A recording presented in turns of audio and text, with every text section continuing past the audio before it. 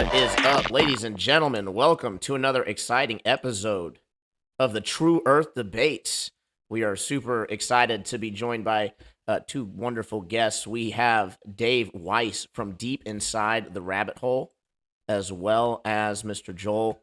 We appreciate your guys' time. Let me go ahead and bring you into the show and get things rocking and rolling. Thank you all for joining us over on the YouTube and the Rockfin. We have quite a few legends over there as well. Can't shout you out, until you chat it up, but not everybody's comments makes it up. As you know, for those who have been here, for those who are new, that's just how it goes. So click the link in the description if you'd like to support not only myself, but tons of other content creators as well. So only one way to know, and that is to go. So let's go ahead, pull you guys in for just a second. Awesome. Welcome to the show, Dave. Thank you for joining us. What's going on? This is going to be fun. And Joel, thanks for coming. Yeah, it's going to be fun. I'm looking forward to it. For those of you that are like, this guy looks familiar, let me just give you a quick rundown. Sean Hibbler and I had Joel on was it a year ago or how long ago? Yeah, almost a year ago. So a year ago. And first I want to apologize, Joel, for any comments in the chat that are mean. It's just we have a lot of passionate flat earthers. Yeah, I know. I respect it. And the way that we see your beliefs, people get fired up. So everybody, Joel is not a shill. He's not a troll. He believes what he's saying. And he's, we see the world completely different, but he's a good guy. And we're going to try to share some information and see who learns something tonight. Maybe it's us, maybe it's him, maybe we both learn something. Hopefully it's both. Yeah. Yes. So I have a couple quick rules, and you're already off to a good start. You need to smile at least 3 times, and you need to crack at least 3 jokes. We're going to talk 2 or 3. I'm sure we'll surpass both of those. It'll be fine. All right, good, because you were very, very serious last time. Very serious. Yeah, it was the first time. So. All right, good. I'm happy to hear it. So, all right.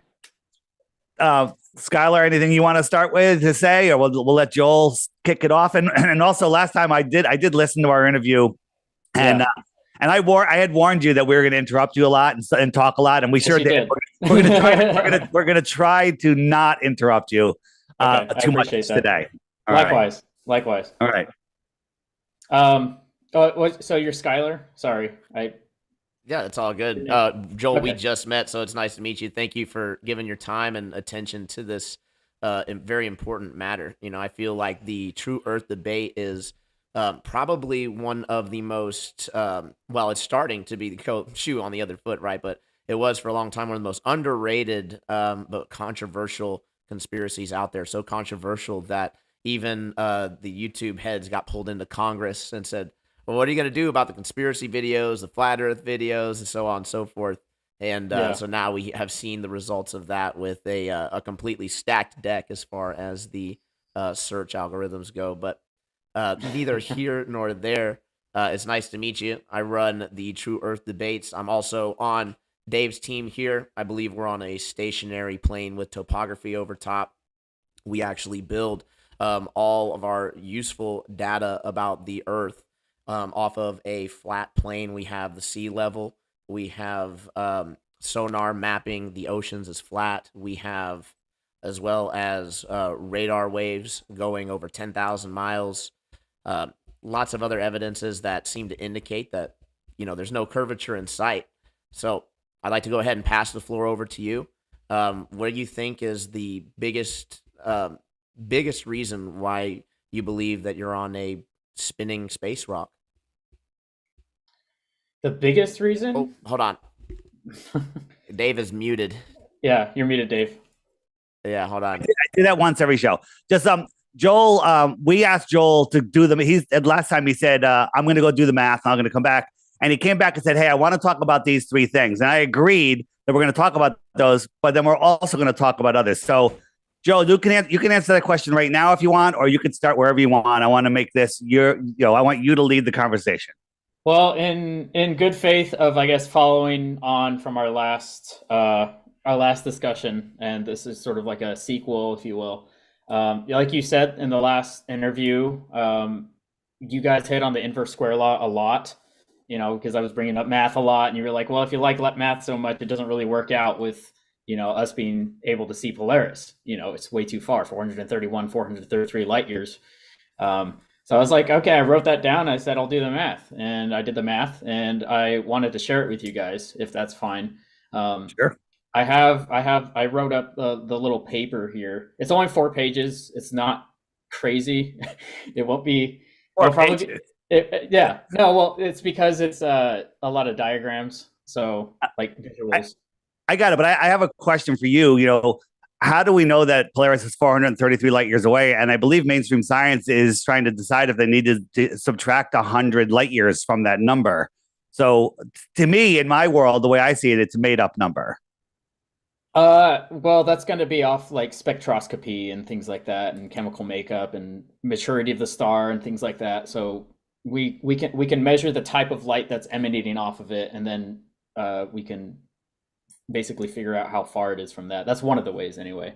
But right now we're kind of just giving the 431, 33 light years somewhere in there as a given. So if it's all right if I went through this with you guys, it's not crazy or anything. The craziest part about this is unit conversions. That's it. Like converting light years to meters and things like that. So I'm going to do my absolute best to not get mentally fatigued. Okay, I'll try and go quickly. It shouldn't go too much longer than the intro. Touche. There you go. It's one. You're good. Alrighty. Can we see this? Is this seen? Yep. Okay. All right. So I wrote this. So I'll just sort of paraphrase through it. The question is, with the inverse square law, how are we able to see the North Star? Okay, Polaris. So the way that we kind of understand it, we have a point source of light like a star, and you can imagine that light emanating off of it, in sort of circles, like spheres coming off of it.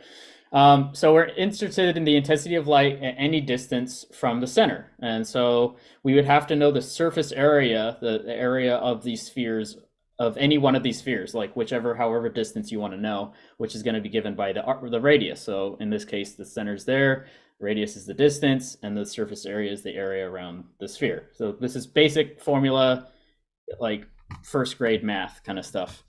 So the inverse square law is basically this. I think first grade is a bit. I definitely didn't learn. I definitely didn't learn this in first grade. I'll just say that. Well, I just meant like formulas for like basic formulas, like volume, area, perimeter, surface area is one of those. Is what I meant. So 4 pi r squared. And so, all right. So this is kind of what's happening. So imagine these are the different spheres here, right? And so, like you were saying, Dave, the further away you get, so at 1r, one distance away, you have a certain intensity. Then you go 2 times as far away, you have a quarter of the intensity. And then 3 times as far away, you have a ninth, and so on and so forth. It's kind of, it's just a simple. And then this graph here kind of displays that relationship. You've got distance on this x-axis here, and then the intensity here. So you can see 2 times as far away, a quarter, 3 times, 4 times, and so on and so forth. So it gets dimmer, obviously, the further away that you get away. The big important part here to realize is that the further away you get, the less difference there is in brightness. So yes, it gets dimmer, but the amount that it gets dimmer is a lot less the further away you get. So the example I gave here, say you're like 10 times as far away, you'd see 100th of the brightness, or 0.01. Whereas if you're only 9 times as far away, you'd see 181st, or like 0.0123. Which is only a difference of 0.0023. It's not that much of a difference if you're 9 times as far away or 10 times as far away. And the further away you get, again, like the less difference there's going to be between those brightnesses. Okay, so that's the big point here. At what distance do we start to really notice that relationship? Well, that's what I'm saying. That the more distance there is, the less you're going to notice that relationship. So. David, you're muted again. Sorry. Thank you. That's 2. I'll do it one more time. So you're saying that something is a ridiculous distance, like 100 light years. Long before you get to that 100 light years, you're saying that the difference between like 20 light years and 50 light years isn't very much. It isn't as big of a difference as the first few steps. Is that what you're saying? Exactly. Okay, that's correct. So something's 100 light years away.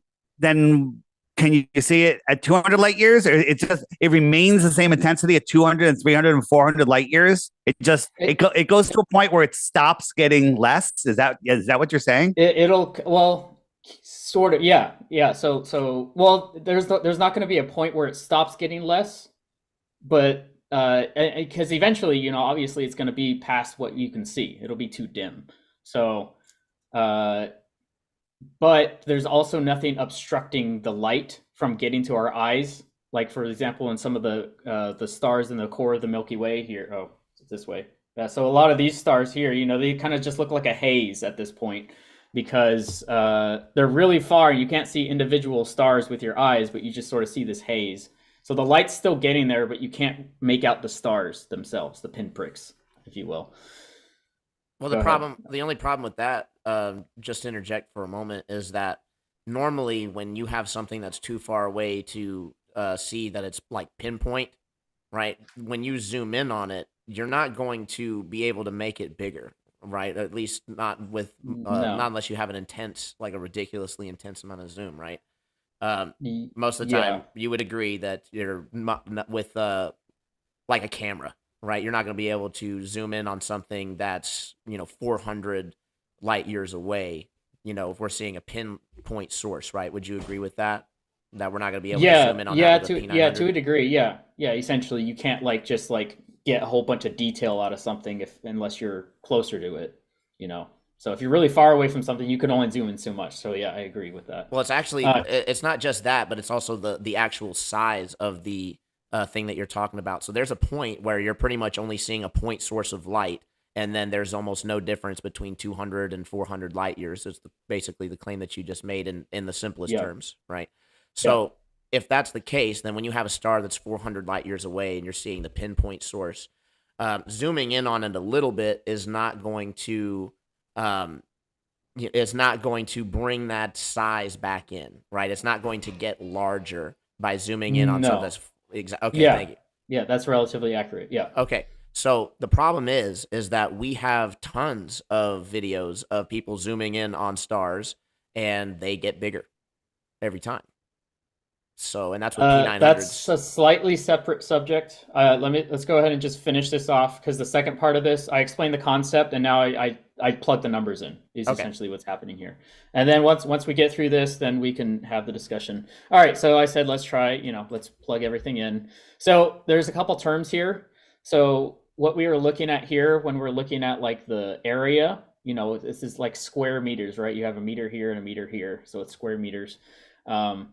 That's actually going to be called the flux. So that's the astronomy term for it. And then luminosity is whatever the star's wattage is, output. So it's the same thing. The inverse square law is the same thing. We have luminosity here, and we're trying to get the flux. That's basically like if Earth was right here, you want to know how much light is sort of like at this sphere, at that distance away from the star. So that's the flux.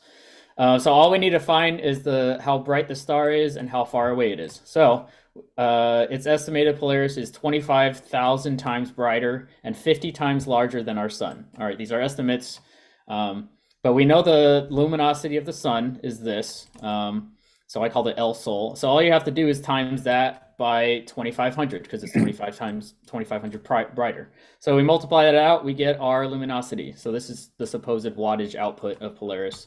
So we have our L. And then here it's 431 light years I put here. You could say 433. It's going to be kind of negligible at this point. Would you agree that this is all theoretical? No, I wouldn't. A lot of these are hard numbers. So which one would you say is the hard number?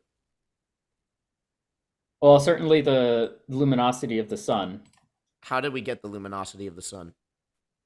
You can measure it with spectrometers and with light measurements, essentially. Like you can measure how much light is hitting a sensor. Okay, that's Joel, fair. do you have any examples of anything that's twice as bright as the sun?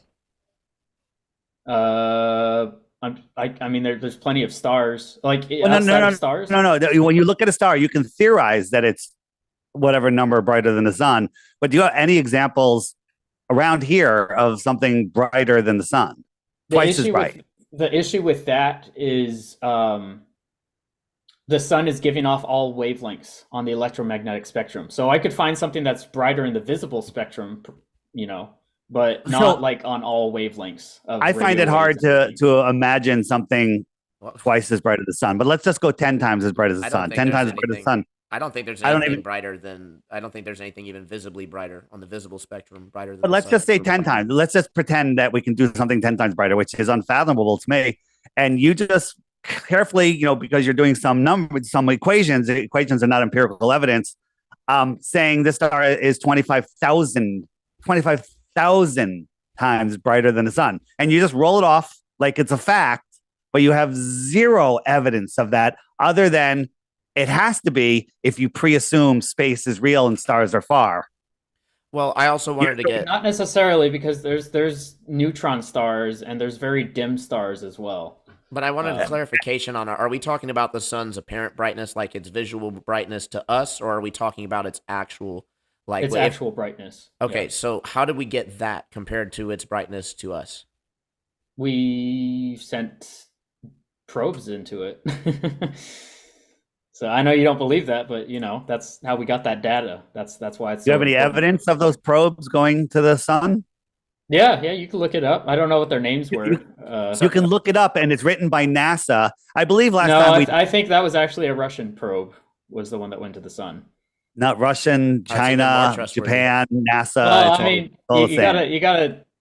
We don't have to believe the story about Narnia. No, you don't. That's what I'm saying. I could say these things happen, but it's kind of hard because I know you guys don't believe it, but that's what am I supposed to fall back on, I guess. But that's where our problem is that we're looking for what we can actually verify, and we're always having to rely on these stories from the accused, right? And so it's just not. I mean, it's really not very good optics for the globe model.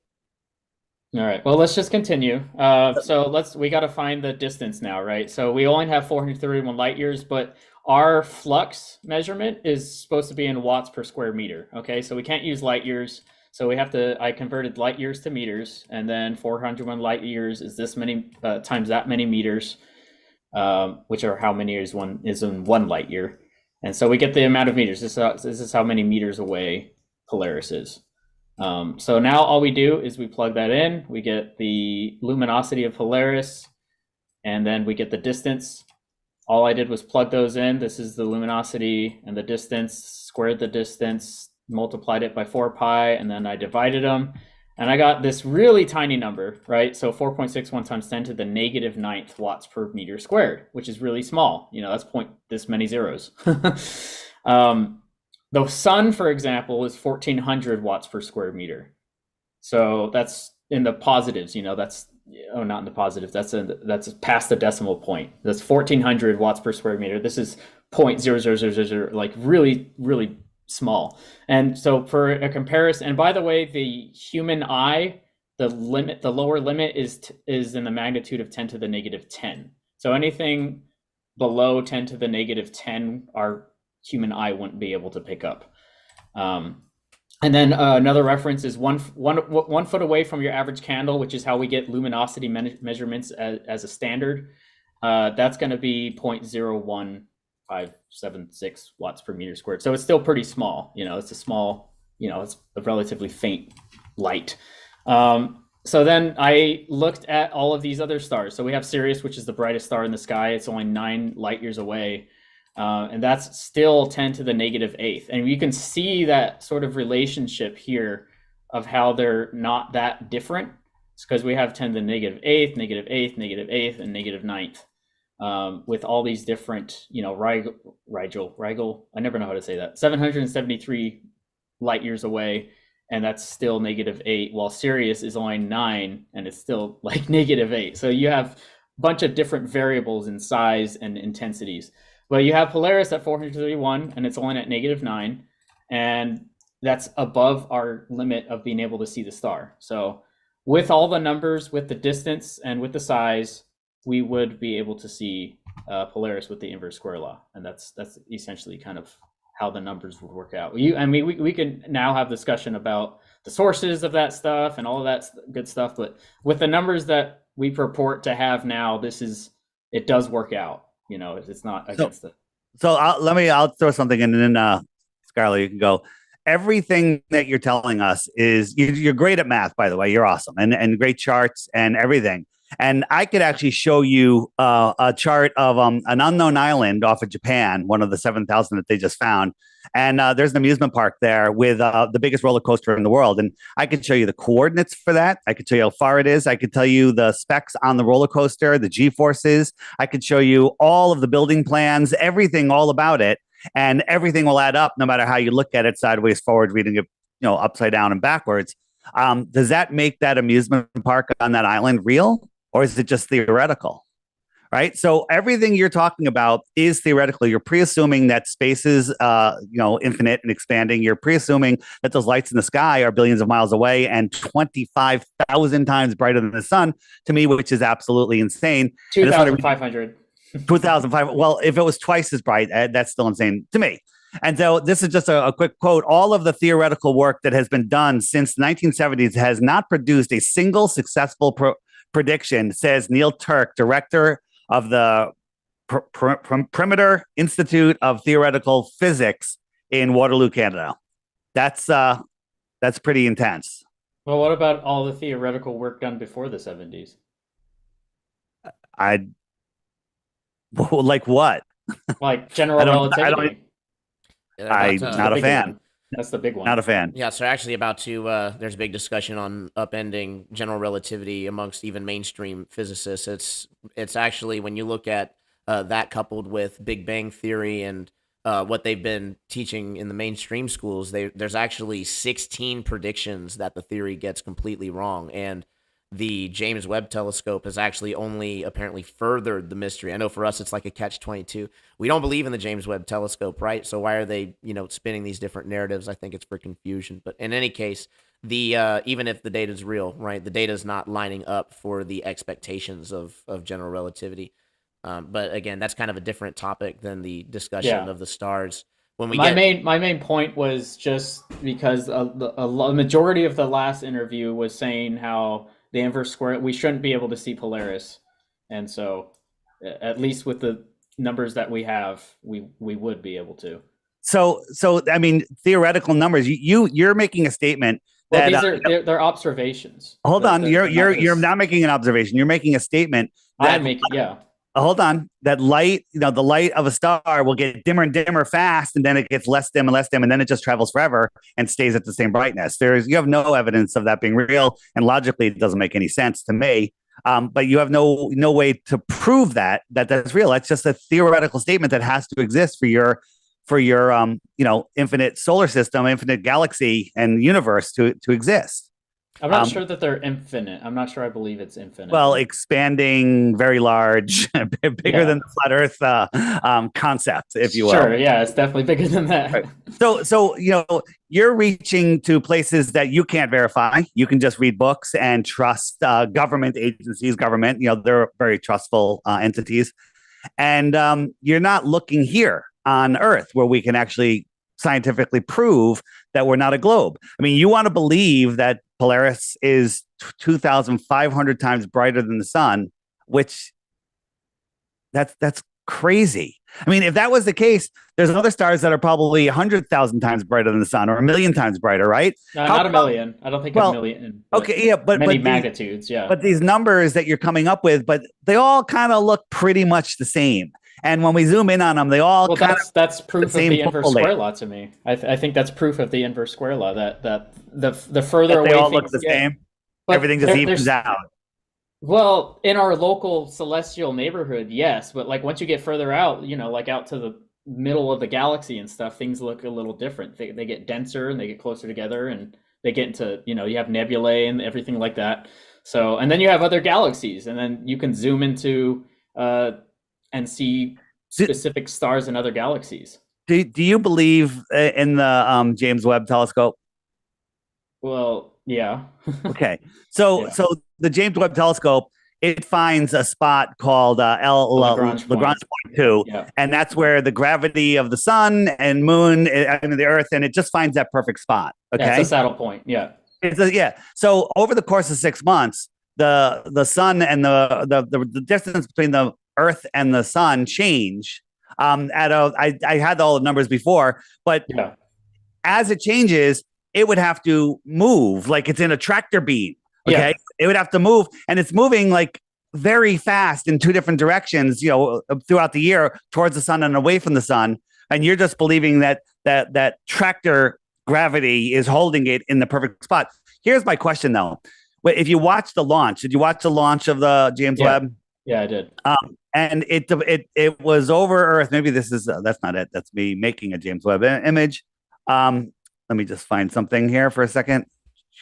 You good? Where is it? Here it is. I think this is it. So this is the launch. Let me just see if this is the video I want. And it's up in space. And then is it deploying here? All right. So it's the next one. You see this is it. So here it is, and they're showing us this beautiful curve of Earth. They always show us this beautiful curve of Earth. So it's ejected it here. Now, how many miles away from Earth is that? Is it 1,000,000 miles away? It's not 1,000,000 miles away. It's a couple hundred miles away. Yeah. Right? Yeah. Let's round up to 1,000. Let's say it's 1,000 miles away. Got a great shot of Earth. Somehow we can see through all the atmosphere and see the perfect edge of this. And here it goes out here, and it's going to deploy. Let me just jump forward. It's gonna and if you watch, the signal's breaking up here, and it's only 1,000 miles away, probably a lot less. And it's going away. It's already ejected from the rocket. Yeah. And I'm going forward, and it's out. It's now putting out its solar panel. Right. How does it go park itself 1,000,000 miles away? What gets it to the Lagrange point? Well, that's literally rocket science, man. I mean, that's orbital mechanics. They exceeded the escape velocity of the orbit, and so it was no longer within the. So you're saying the rocket is in orbit and it pops the satellite out, and then that satellite knows to go 1,000,000 miles away and park itself. Is that what you're saying? No, not necessarily. It doesn't know to do. It's. How does it get there? How does it get there? I think you need to know that it's constantly correcting itself. How does it correcting? Does it have engines on it? No, it's got I don't know what the nozzles, pressure nozzles. I don't know what they're called. So the satellite has pressure nozzles that are pushing against what? What are they pushing against? You don't have to. It's not the pushing against. It's the fact that it's pushing something of itself out. So it's equal and opposite. And what is reactions. it pushing out? What is it pushing out? Pressure, air pressure. Gas. It's pushing air out. Gas. So have you ever seen where we take a vacuum chamber and we put a little rocket and a fan and all sorts of stuff and nothing moves? We just light it and it won't. There's no propulsion. There's no pull. There's no push. We hang a feather in front of a fan and there's nothing. There's nothing. So we could argue that all day. It doesn't matter. Yeah. You're saying that this thing with where are the thrusters on here? If you take a look at it, I don't see. I think thrusters. I can actually see them right there. There's right, one at right every there. corner. At every corner. So those four are going to take it out of orbit and park it 1,000,000 miles away. That is a faith. That is a religion. I have another big question. Big one for I the think thrusters, it's just math, right? Well, I'd like to see you try to use math to get out of this one. So we know that there's something called back pressure. That's how all our pressurized systems work when we're dealing with gases with the pumps, right? So we have atmospheric pressure pushing down. Without that, the gas will escape the pumps, right? So out in space, there is no back pressure. So what keeps the gas from escaping? Gas from what? The thrusters.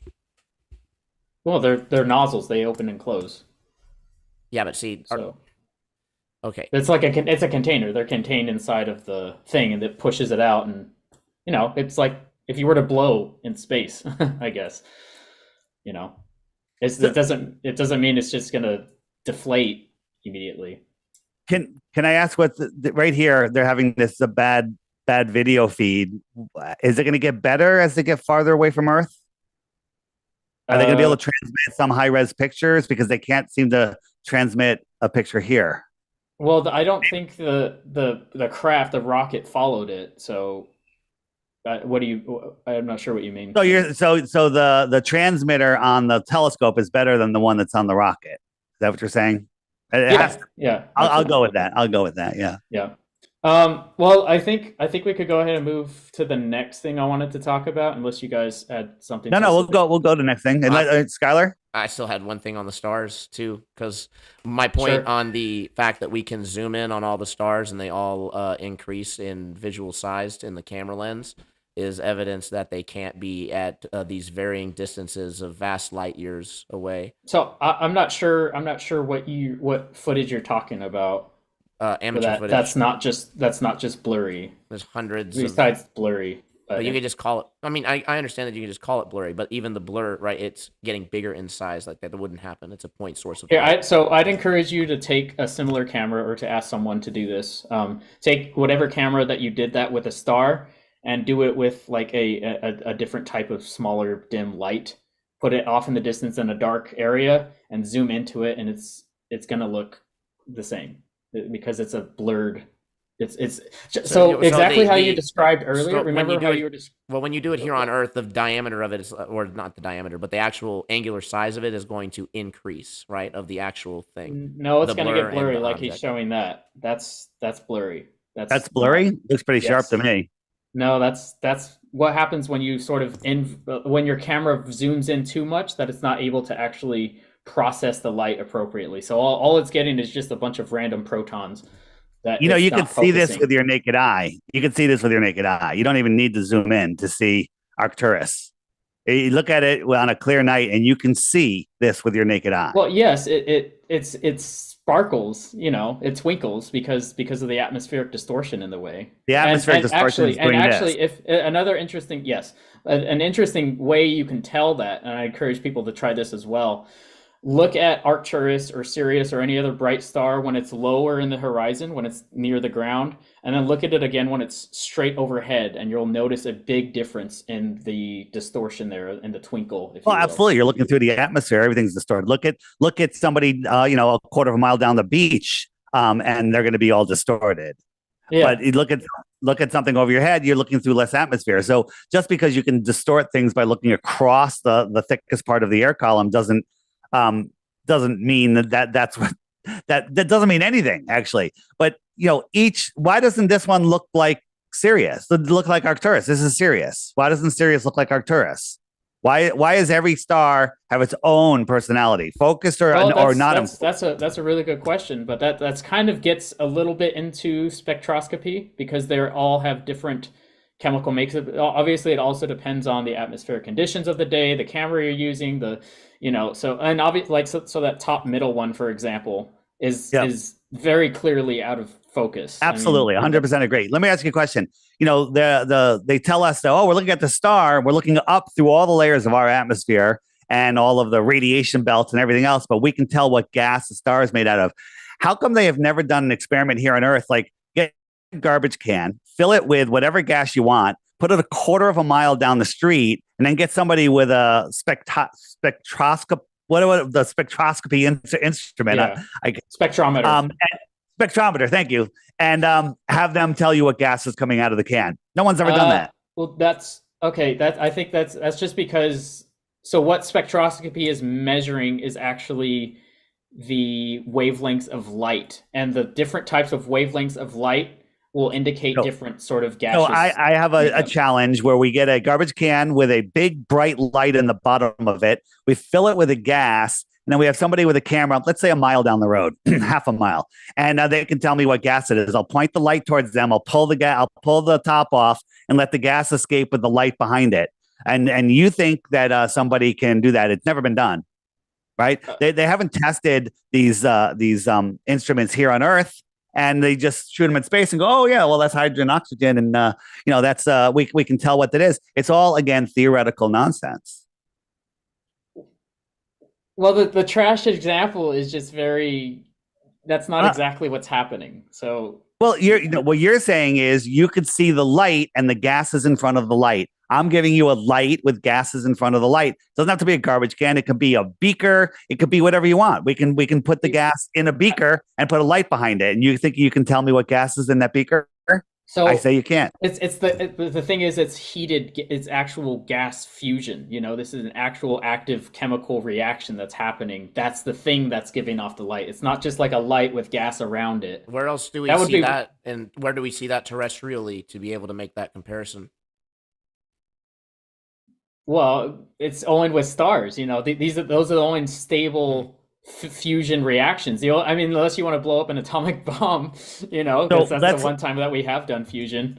let's Uh, let's pretend stars are real and that they're spewing out gases, and then we make a device here on Earth. We can look at it and tell you what it is. How did they adjust it? How did they set it so they can know that it's right?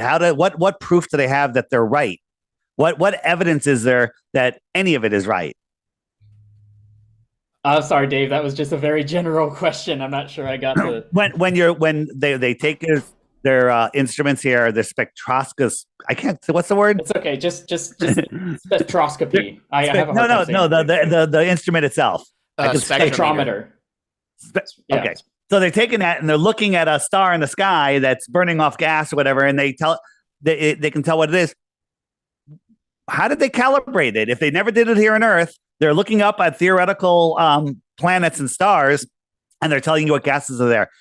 It is all complete and total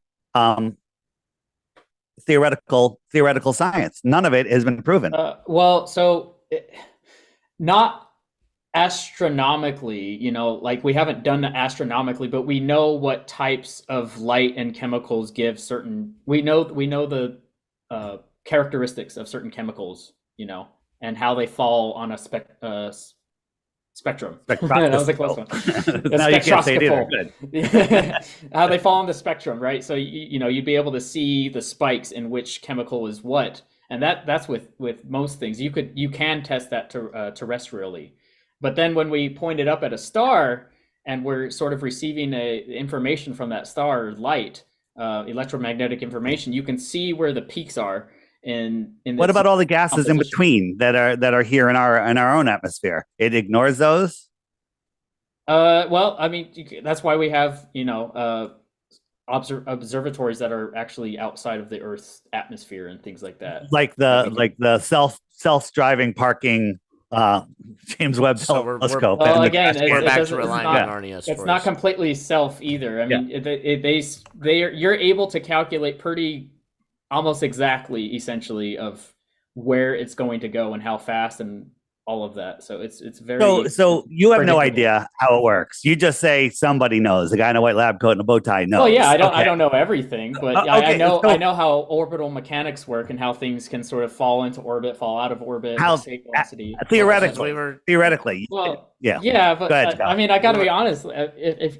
If we're just slapping theoretical onto everything, hold on. No, we don't have to slap theoretical on things. We have things that are here on Earth that we're trying to measure that are not theoretical. But go ahead, Skylar. I was going to say, I mean, if you're going to say that, I mean, that's kind of a cop out. We can define what's theoretical and what's actually verifiable, right? So when we're saying, when you say the hard number is the sun brightness before, right?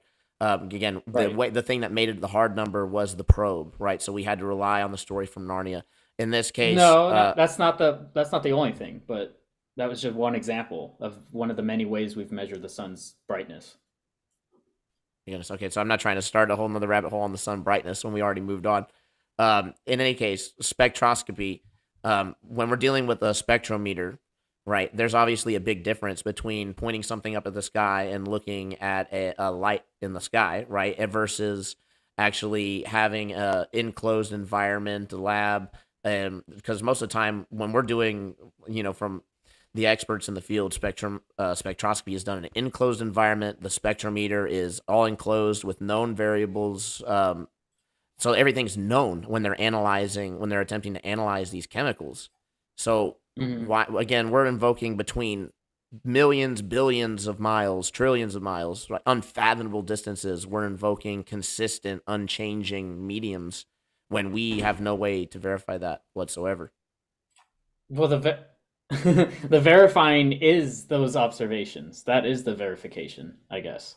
So I mean, I know you guys deny it, but that's the verification. Is you can take the same sorts of instruments and measure the same types of things, and you get those observations, then we get these numbers that we work off of. So Aristophanes, with his sticks and shadows, he measured the length of the second shadow. Hold on a second. And he said, all right, the Earth's diameter is so-and-so.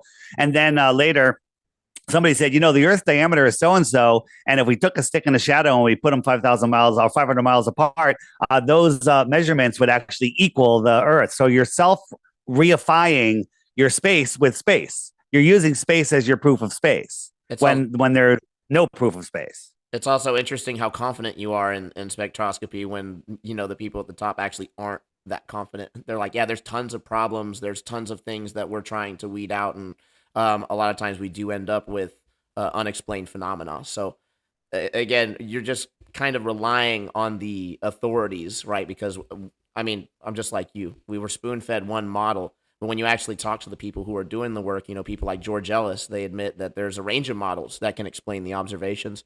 But cosmology is choosing them based on philosophical grounds.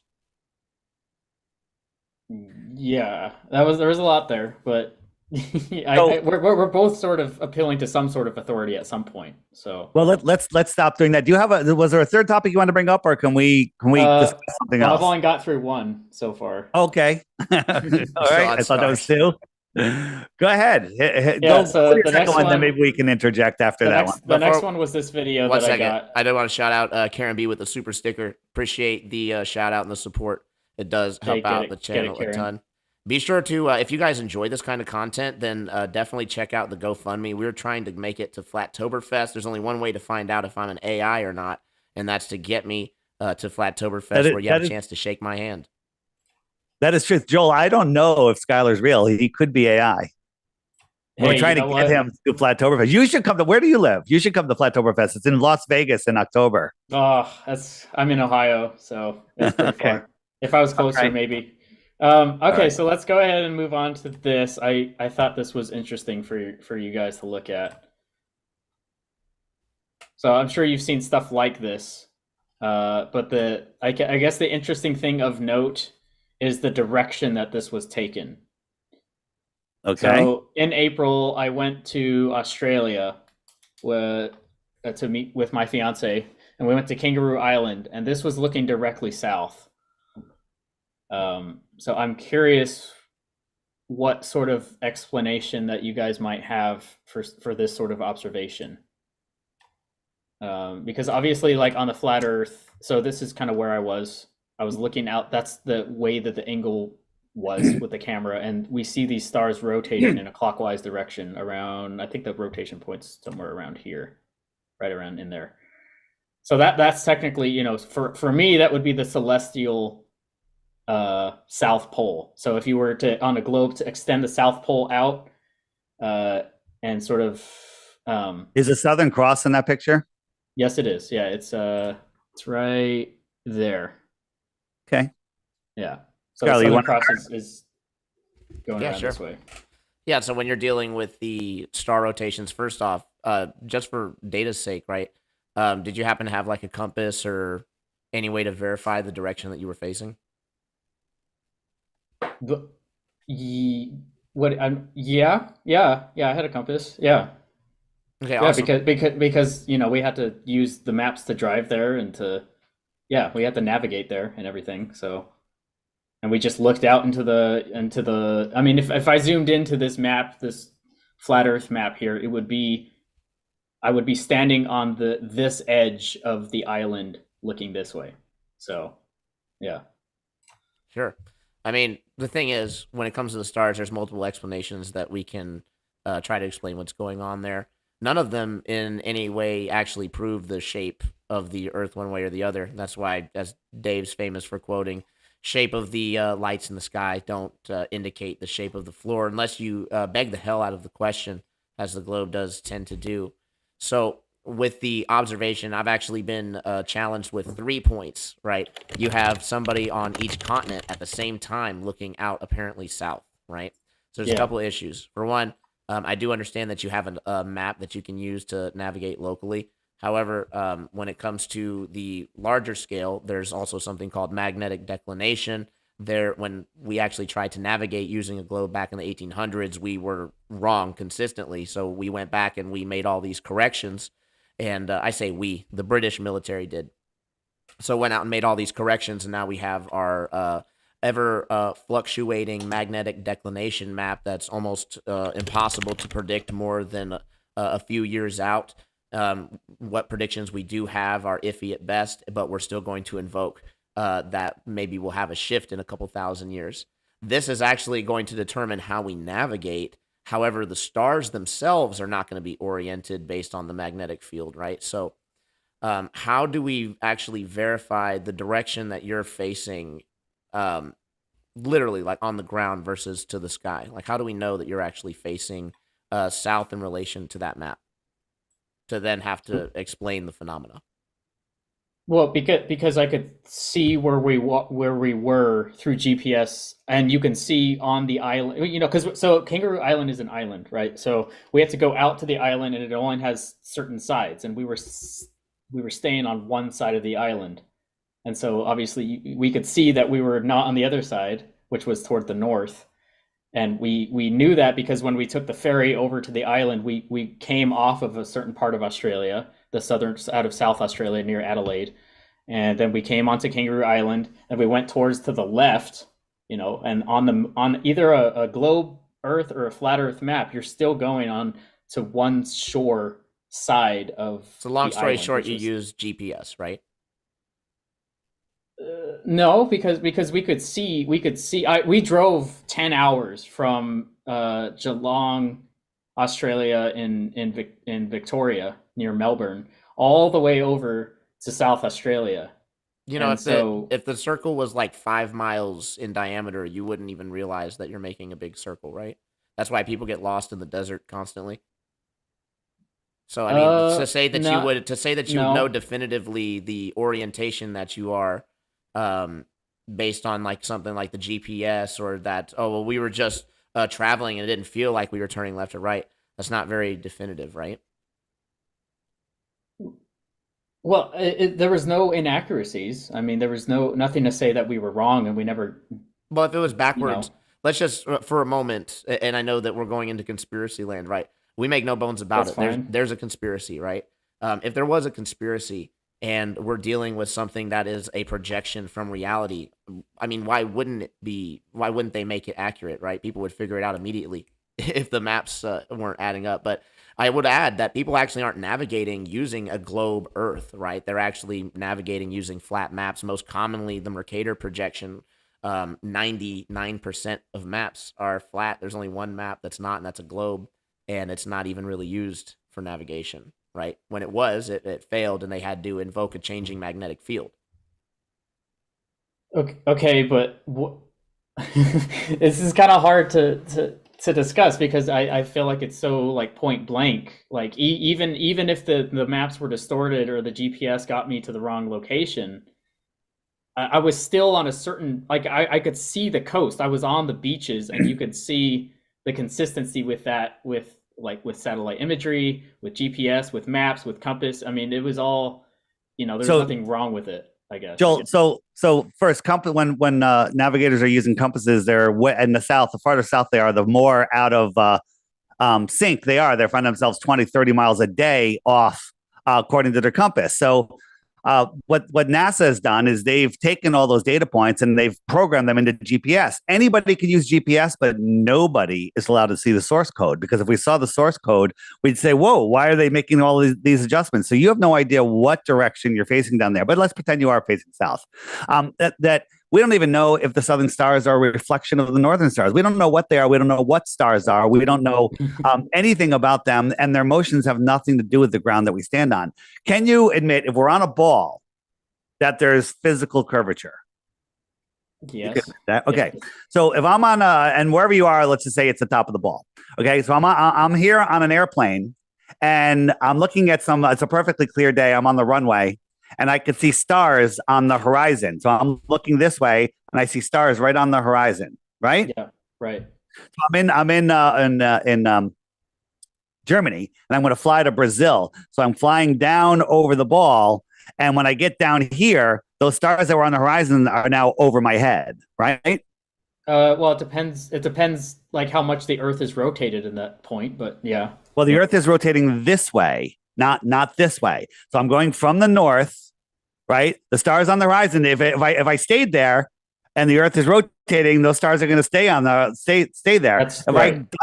If I go down, those stars should be on the top. So I want to show you a video that a pilot gave to us, and this is from Germany to Brazil, and it's a time lapse. And if you look at the stars, they're not rising up. You would think that they would rise up, but they're just the only time they move. Yeah, that's an awesome example of him going along with the Earth's rotation. No, so this is what Google Earth says that flight should look like, right? Yeah, Google Earth says Google Earth isn't rotating actively. It doesn't matter. The rotation, the east-west rotation, has nothing to do with north-south navigation. The stars, as he's diving over the Earth, these stars should go up. So this is reality versus Google Earth that is simulating what we're supposed to see on a ball. There's a problem. There's a big problem there. This is what it should be. These stars should just be rising up as you're diving over the ball. Whether it's spinning or not spinning has zero. Dave, if you hold on, if you were flying east or west on the equator and you had something on the horizon, yeah, you're flying towards it. It's going to go up or down slower, but north south has nothing to do with the spin of the Earth. Wait, you said he's going from north to south? Are you saying he's going to north to south in that? Yep. North to south. Yep. Yeah, that's why you see the stars rotating this way. Where was he flying from? From Germany to Brazil, I believe, or somewhere. Germany for somewhere down there, down below the equator. Okay. Trying to think. And you can think. Here's one. Think about it, and maybe not. Right I just think, Dave, that the answer is the Earth's rotation, and so to say that has nothing to do with it, like that's just dismissing the main reason that would happen. Well, let's look at the Earth's rotation. You got a plane here in the north. Let's call that Germany, and they want to fly here. Okay, right? But the Earth is spinning, and by the time he gets here is now over here. So he has a choice. He could kind of keep correcting to the left, and chase it all the way over. Or he could say, you know what? I want to go here, so I'm going to fly this way because by the time I get there, here will be there. Okay? No one ever does that. Airplanes pick their location. They say it's that way, and they head in a straight line and go that way directly to the location. Okay? If the Earth was spinning, you got a problem, right? But the spin of the Earth, you gotta model it out. The spin of the Earth, east and west, have nothing to do with that observation. Yeah, let me show you guys something.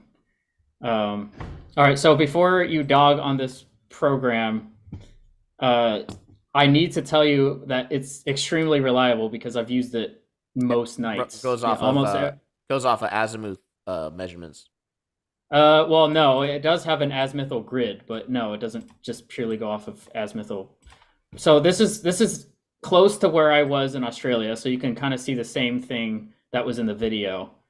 Was the ground curved like that where you were? Did it swoop up like that? No, obviously, like if you zoom out all the way, like it's going to be, it's just a matter of point of view. So really, it was probably closer to something like this, because it was a wide angle lens, but otherwise the reason I had to do that, because otherwise you couldn't see enough of the screen. But the point is, this is looking directly south. That's right towards the South Pole. And I want you guys to notice the specific stars that we have here. We have the LMC, which is the Large Magellanic Cloud. We have the SMC, the Small Magellanic Cloud.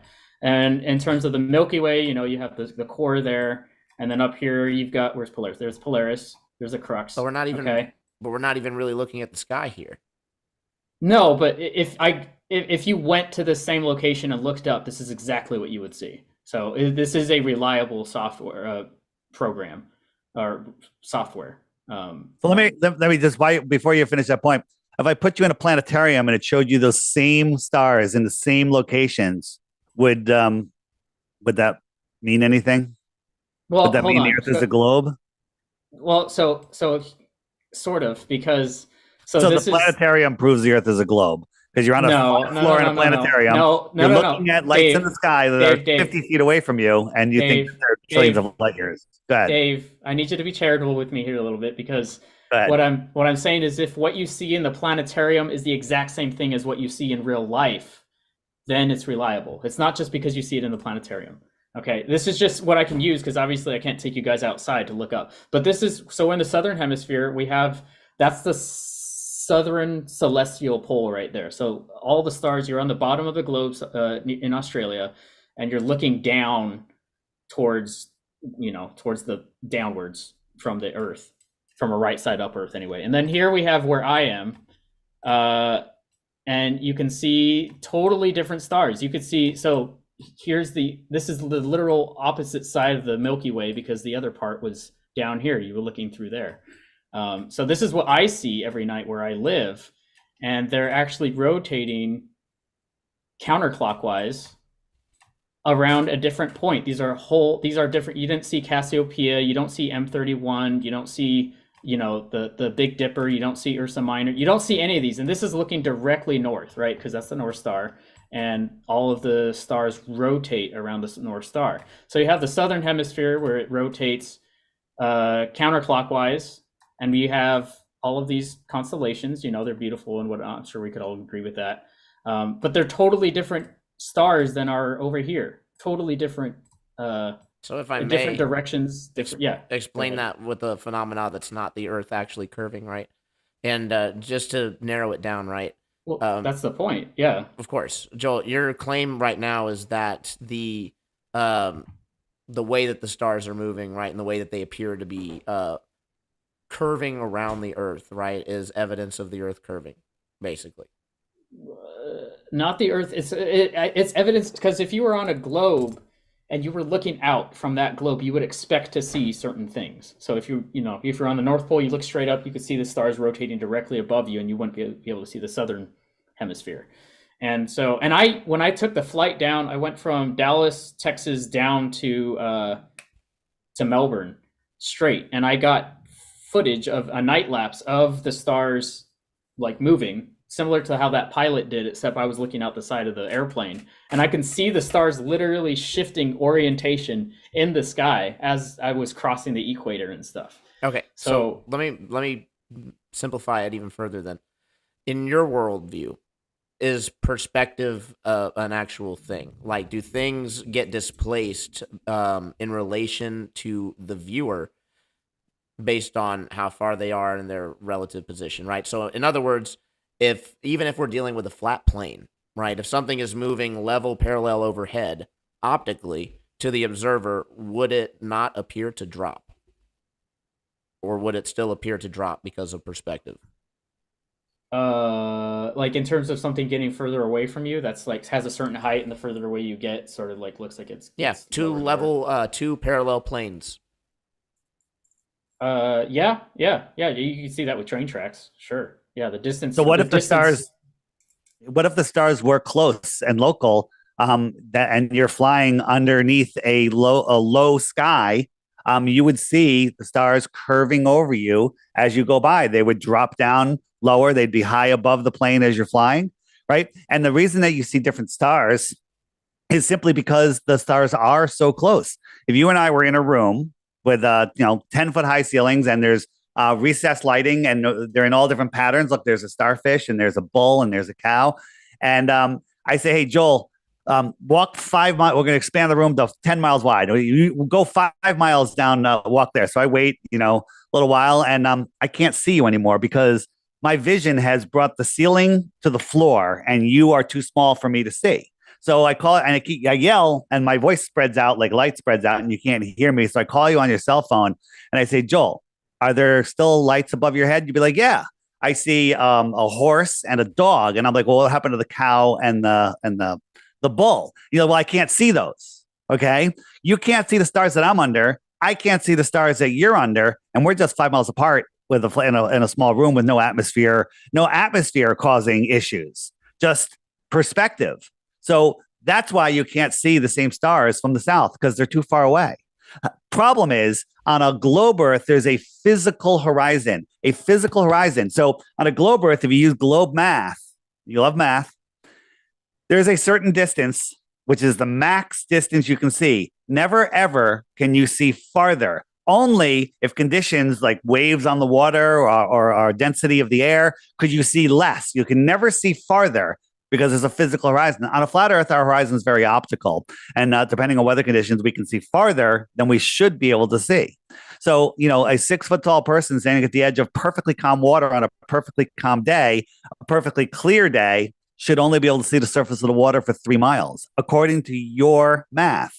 Okay, there's a 6 foot drop in 3 miles, according to the Pythagorean theorem. Okay, so I shouldn't be able to see the surface of the water, but we can see the surface of the water for magnitudes farther than that. We can see things magnitudes farther, right? But globers like to say, well, I can't see that mountain.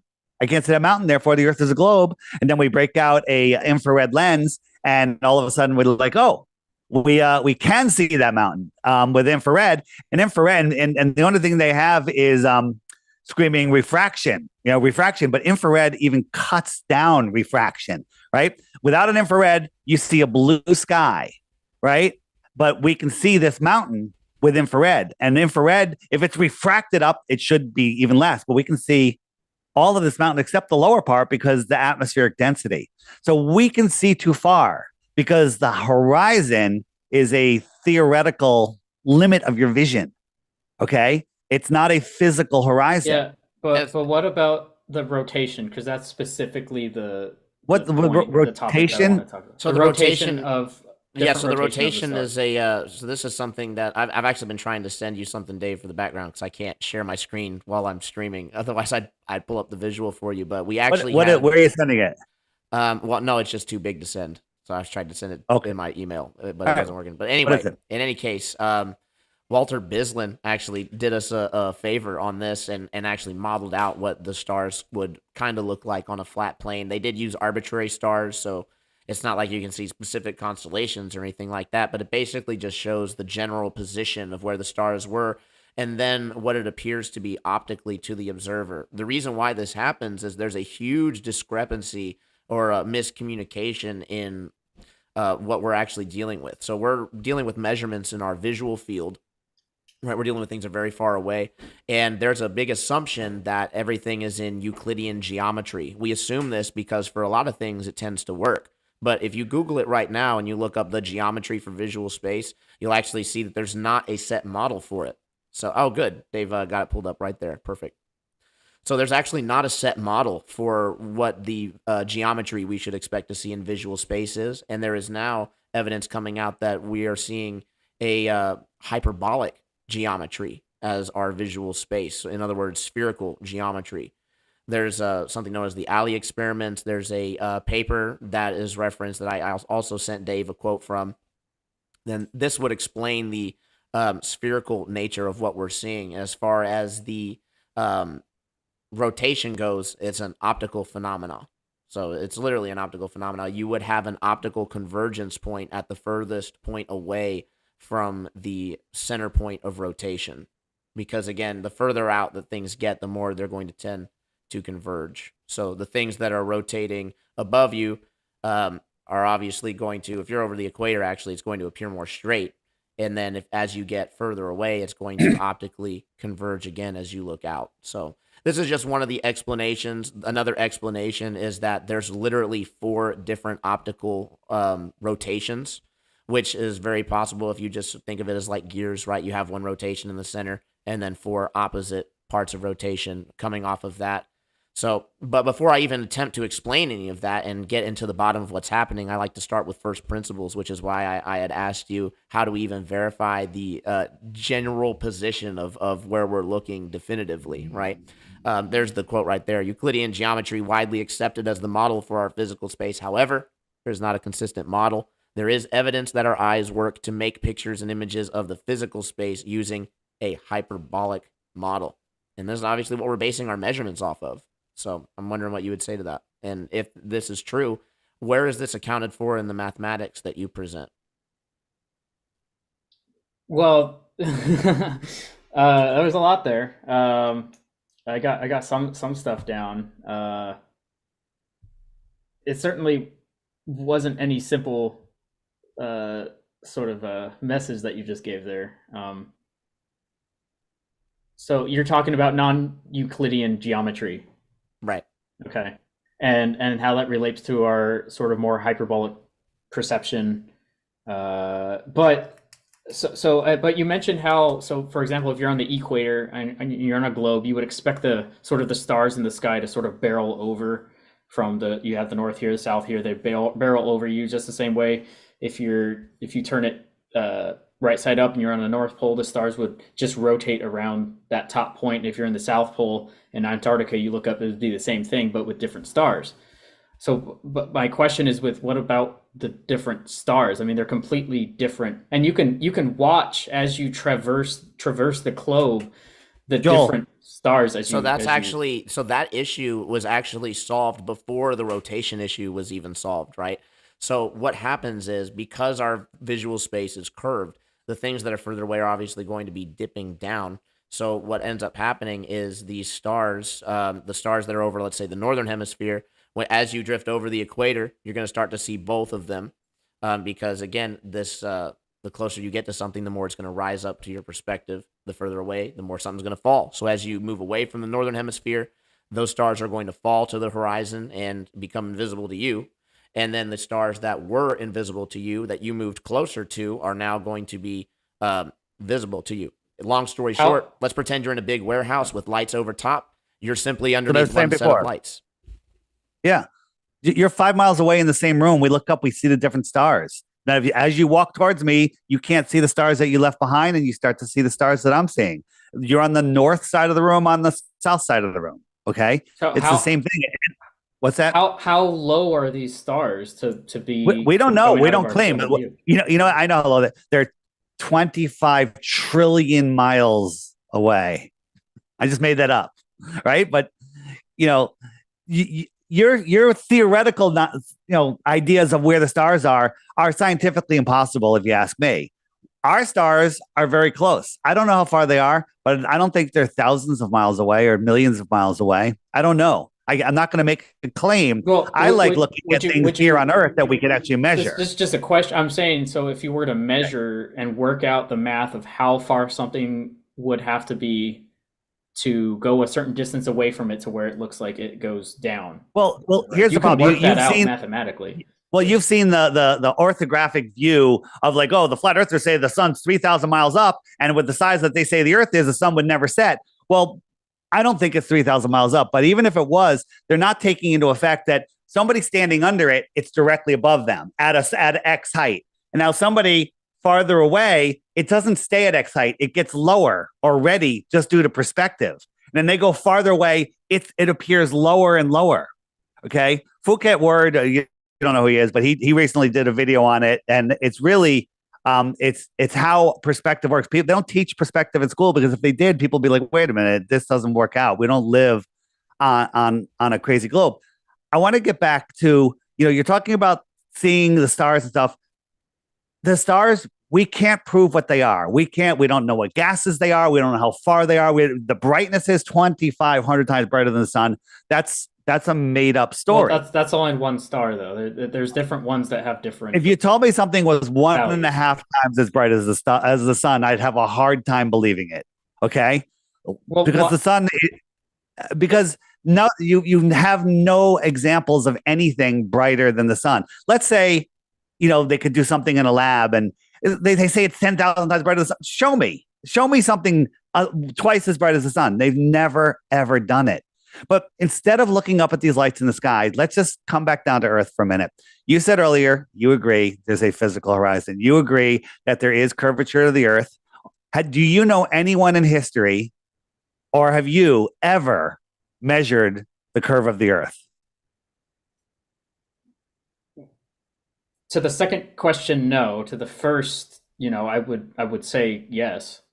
But like who? Well, like, and the other one is axial rotation. Do you know anyone in history that measured axial rotation? And can you tell me how? Axial rotation? What do you mean by that? Like the Earth spinning on an axis. The Earth spins on an axis. What do you mean measure that? Prove what? How do you prove the Earth is spinning without looking at the lights in the sky? what do you think would be a satisfactory answer for you, I The Earth guess, for isn't that? spinning. No. I, I meant to test it. If we were to have a test of that it's if the rotating, Earth what was would that look like? spinning or curved, you'd be able to measure curvature. So let's look at Oh, this. Okay. So when you're down low, that thickest part of the atmosphere, you can't see 100 miles. Okay, because the atmosphere just becomes too thick. Right. But the higher up you are, the air is thinner, clear, less pollution, less moisture, and you can see farther. Here's an observation from a mountaintop. Oh, yeah, I watched that video. Yeah. You watched it. So, Yeah. what is your explanation on why we can see these mountains? We can see all of them in the right places and everything.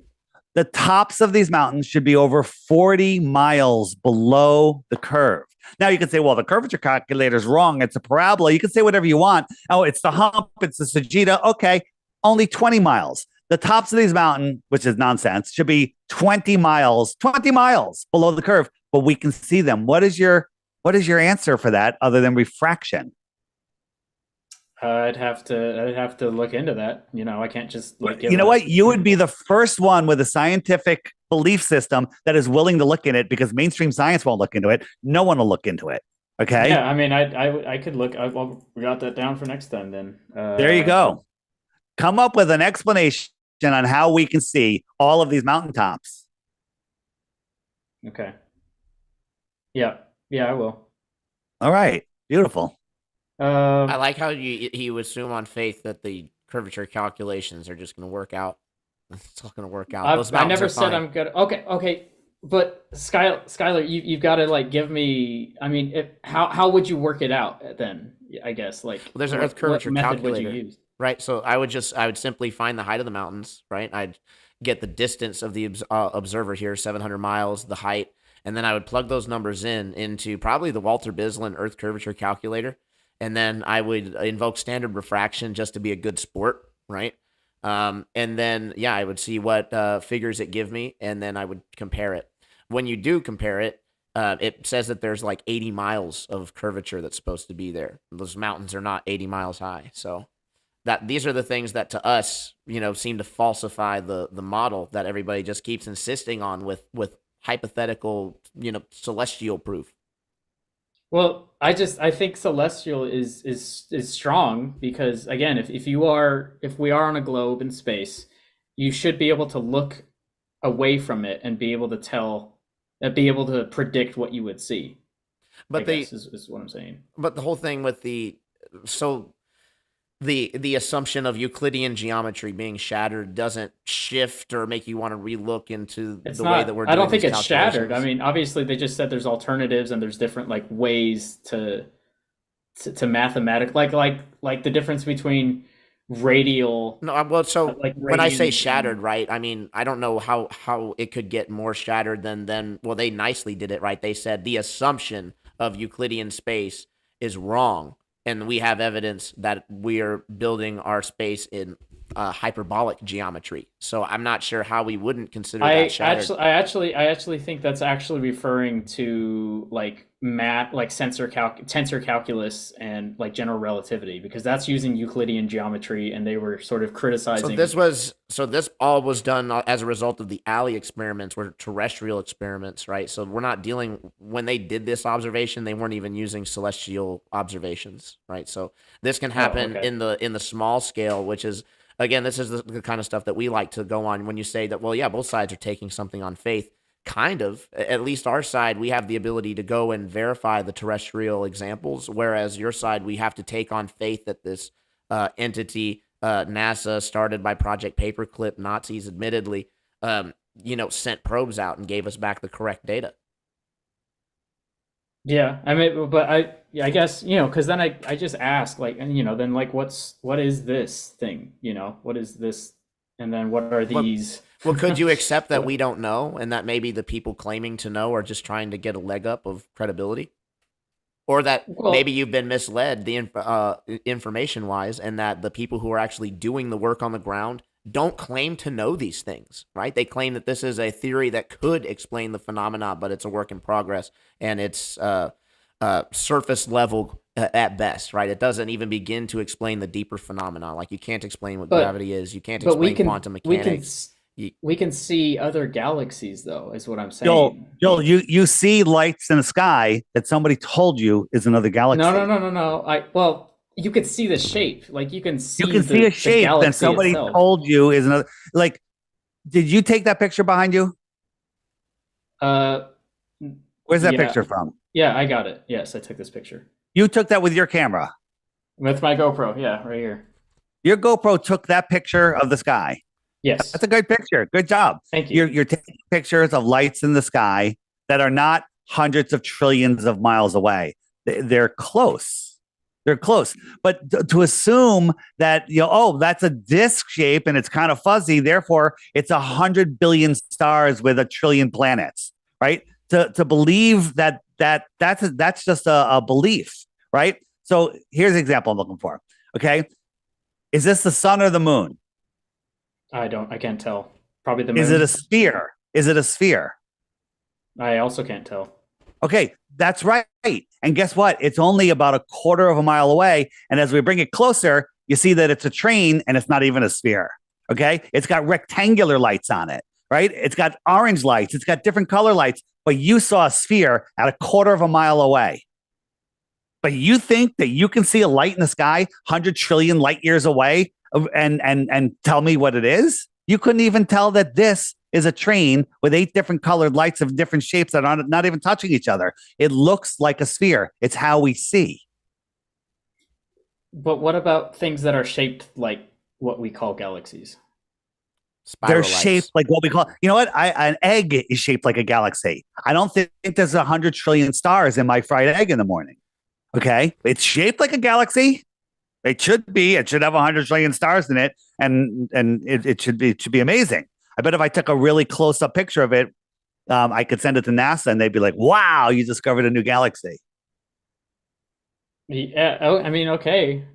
Just I don't know. I'll take an okay. I'll take an okay. That's all you need. That's all you need to give me. Yeah. I just I wouldn't really know how to respond to that. But here, I think I made a good point. You couldn't tell what shape this was, what it was, or anything at a quarter of a mile away. You think that you can tell what something that looks like, they say, hey, a galaxy is this shape. Okay. You think that you can tell what that is? You were told what it is. And therefore anything that's that shape, you believe it because that's what you were told. There's zero evidence for anything that you have brought up today. It is all theoretical. And getting back to the spectroscopy experiment, I want someone to do a I can't say the word, spectroscopy experiment. You get a vial. We should be able to get a beaker full of whatever gas, put a bright light behind it, set it on fire, whatever you want, and somebody a quarter of a mile away we should be able to tell them what it is. That's not how spectroscopy works, though. That's not. How does it work?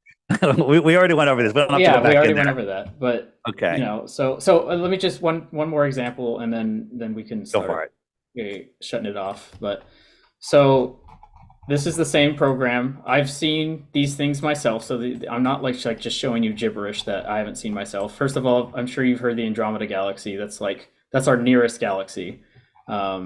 It's quite large. It's huge. I've seen it. You can see the shape. I can make that in Canva right now. What's that? I said I can make that in Canva right now. Yeah, but I'm not. You can't say this is fake, Skylar. This is real. I've seen it. This isn't like some made up.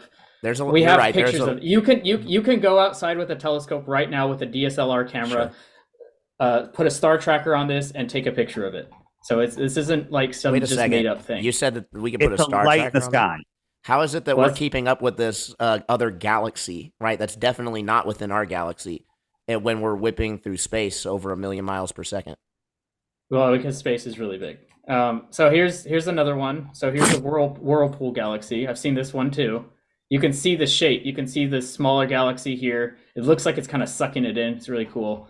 And then here's another one that I've seen, the Triangulum Galaxy. Skylar, what if there was a book that said that these are spiraling lights that were just a couple hundred miles away? And that's what you were taught. Now, if I showed you all these and told you that there were galaxies trillions of miles away with hundreds of billions of stars that are bigger than... But my point is, you could defend either one of them with an equal amount of evidence, which is zero. I'm saying... so try not to do a spit take. It's sort of like what you're calling it. It's just a matter of it's like semantics of what you want to say that it is. And then, of course, this We're would looking. be our galaxy that we're inside of, so we're inside, that's the center of it, and you can kind of look away from it. So this is our Milky Way, obviously, and any of us could see that. It's not obvious because you were told that. You're No, pre-assuming. no, I no, call no, it the no, no. Great I'm Rift. saying that this is all stuff that you can go out and see yourself, and that you can You take could, pictures but of. but you couldn't tell what a train light was, right? It's a cool story, bro. It's a cool story.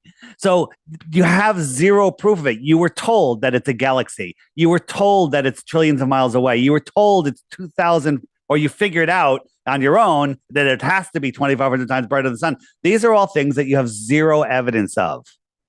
Zero.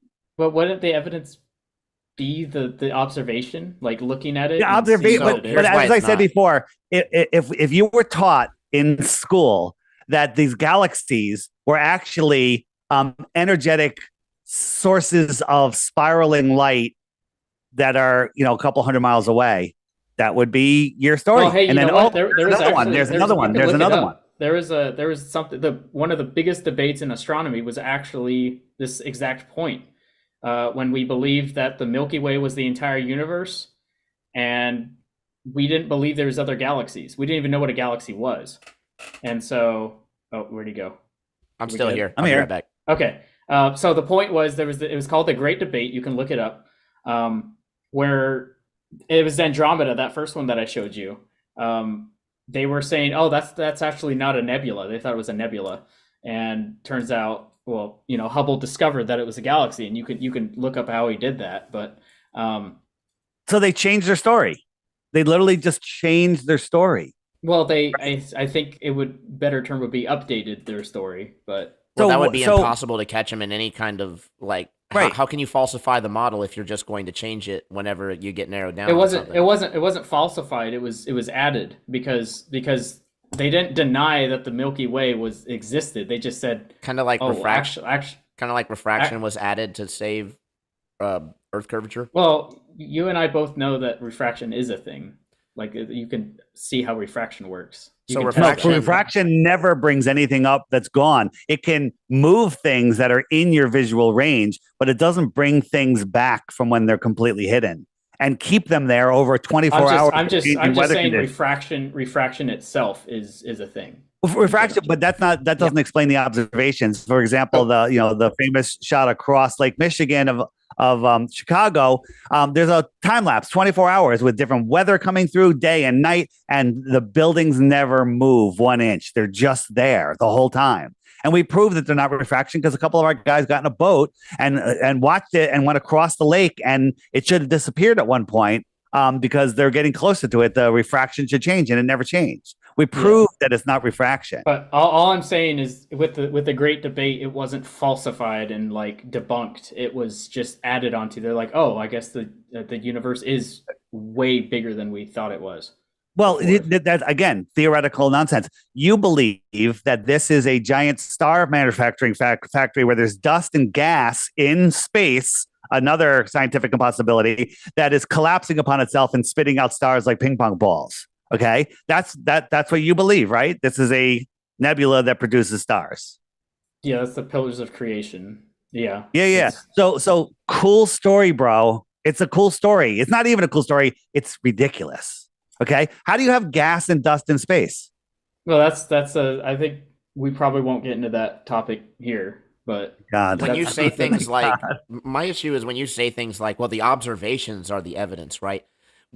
Do you know that we changed the distance to the sun like over 7 times in modern history? yeah, probably.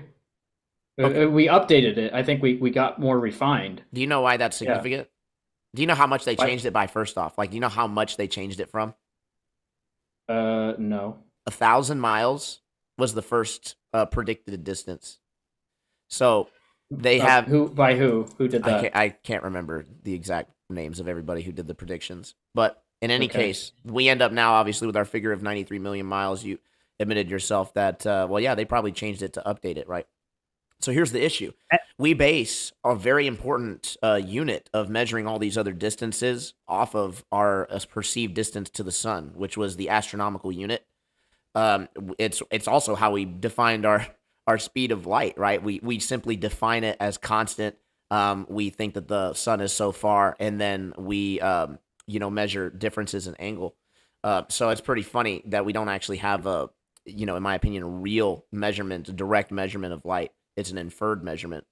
But in any case, the AU was changed 7 times, which means that the units to all the other stars were changed several times. And now, I mean, this point was kind of breezed over when Dave brought it up. The North Star, they're talking about give or take, right? That means they could give it 100 million or 100 more light years. Yeah, 100 more light years, or take 100 light years away. That's a 200 light year discrepancy. And we're going to sit here and pretend that that's not going to have anything to do with the other predicted distances, when we know that several other predictions were made about the distances to other galaxies and other stars based on where our projected distance of the North Star was. It's a house of cards. Joel, the mainstream science, if you don't agree with them, you don't get published. So mainstream science tells us it's 93 million miles away. But during one of the recent solar eclipses, a bunch of truthful, honest, researching amateur astronomers said, "Hey, they did the math, and there's something wrong. The eclipse doesn't work. The sun has to be farther." And I forget the number, but it was significantly farther. And so all of these chat groups, these articles started popping up, and then they all disappeared. Inside of a couple of days, bam, you can't find any of them. It was completely squashed off the internet. And wait a minute. There's something wrong with the eclipse and the shadows and everything. It didn't line up. And that was just squashed, and nobody heard about it. That's interesting. It is interesting. Yeah. So I got an okay and an interesting. Would you be able to acknowledge that, again, this is why I say it's theoretical at best. I'm not saying that the theory can't work, right? It very well could, but we can acknowledge that the observations on their face are not proof of themselves. In fact, you even stating that is a literal begging the question, or also known as a reification logical fallacy. If an argument is logically fallacious, then that means it's not good support for that claim. Not necessarily that your claim is wrong, but just that argument is not a good argument for that claim. So when all of your arguments pretty much are like that, it's flat Earth or fuel. No, I don't think all of my arguments have been like that. Not all of them, but yeah, it is a. What'd you say the specific name of that fallacy was? Reification. Reification. Yeah. So yeah, I mean, it's hard. It's. I could scrub through this whole video and watch it back, and I'm sure all three of us have made plenty of logical fallacies in the stuff we said. So it's kind of really, really hard to avoid. But yes, and to your point, it doesn't necessarily make it valid. So I guess it is a sort of pleading the question or begging the question. But I guess that if I acknowledge that, I also like if you guys could maybe acknowledge that if on a globe model, those celestial movements would make sense if it was a globe. Which one specifically? The rotation, the celestial rotation. Sure. It would make sense on a globe. Yeah, I'd give you that. Okay. Yeah. All right. Well, I think this was productive. It was very involved, very in depth. There was a third question I wanted to ask you. The one was axial rotation. No one's ever measured it. The curvature, no one's ever measured it. And high pressure next to no pressure. Have you ever seen or heard of a test in a lab or in nature that can have high pressure next to low pressure without a physical barrier in any orientation? Hold on. Is the question high? So the question's high pressure next to low pressure. Yeah, without a physical barrier. Hold on. Let me see. I'll write this one down too. I mean, but the thing is, when you start talking about these things, you have to start using things like Boyle's law and fluid mechanics and all this stuff that is mathematical, So it's hard because when I sort of like start responding, I don't look at it that way. Math is not empirical evidence. But when you're talking about these concepts, the way that we understand how things interact, how things So high pressure and low pressure, why it goes. Here's an experiment you can do. Get a cube, a box that you can suck all the air out of, right? And carry it around with you. Let's say it has a little trap door that can be opened on the side, on the top, on the or the bottom, right? Is there any place, any altitude, any place in this world where you could open that and it wouldn't equalize instantly? Not that I'm aware of. So how do we have a high pressure atmosphere next to space, which is no pressure, not even low pressure, no pressure, like insane? Well, right? you know my answer to that. Gravity, right? So you've seen the train car that they suck the air out of and it collapses upon itself, yes. Right? Yeah. How come? I think we've all seen those videos now. If you did it the other way, you agree that it would explode, right? Yes, yeah. So how do we have spacecrafts made out of aluminum? How's the ISS up there, which has high pressure in a no pressure, not even low pressure? How come it doesn't explode? Because the vacuum chamber we have here on Earth has walls 10 feet thick out of steel and concrete. David, the hard part is because then you have to start quantifying, okay, how much pressure is in here, how much pressure is out here. So you start getting numbers, and then you have to start using mathematical relationships to describe why something would or would not Forget happen. That. Show me in reality. So that's what I'm saying, Dave. Dave, I'm saying Google Earth. Hard. Google Earth showed you using math how the stars should rotate. Reality shows you something else. That pilot didn't use any numbers. He filmed reality, but Google Earth used mathematical equations and numbers and everything, and it worked perfectly for a globe. But reality. So show me in reality. Don't show me in Narnia math, right? Show me in reality. Take a box of vacuum, find a place where you can open up in any orientation that little window, and it won't equalize. And the answer is you can't. Nowhere. Not in Death Valley, not at the top of Mount Everest. Nowhere. It'll equalize instantly. That shows you that we are not on a globe. We're not on a globe. I don't believe space is a vacuum. But okay? So if I was to show you what pressure was in a spacecraft, for example, and how maybe it wouldn't overcome the structural integrity of the outside of it. Let me interrupt. All right, go on YouTube and search vacuum chamber. Okay, they explode. Anything you put in there explodes. When they put a soda in there, it explodes. Okay, when you open up a soda can, it equalizes instantly. Right? Get a vacuum chamber and put something in it and suck the air out. It's going to explode. Okay, it's going to explode. Right? But the space station, no problem. That their seals work perfectly. Everything works years and years and years. They run around in gorilla suits up there. They got a meteorite, a mini meteorite, put a little hole in it, and they fixed it with duct tape and gum. Okay?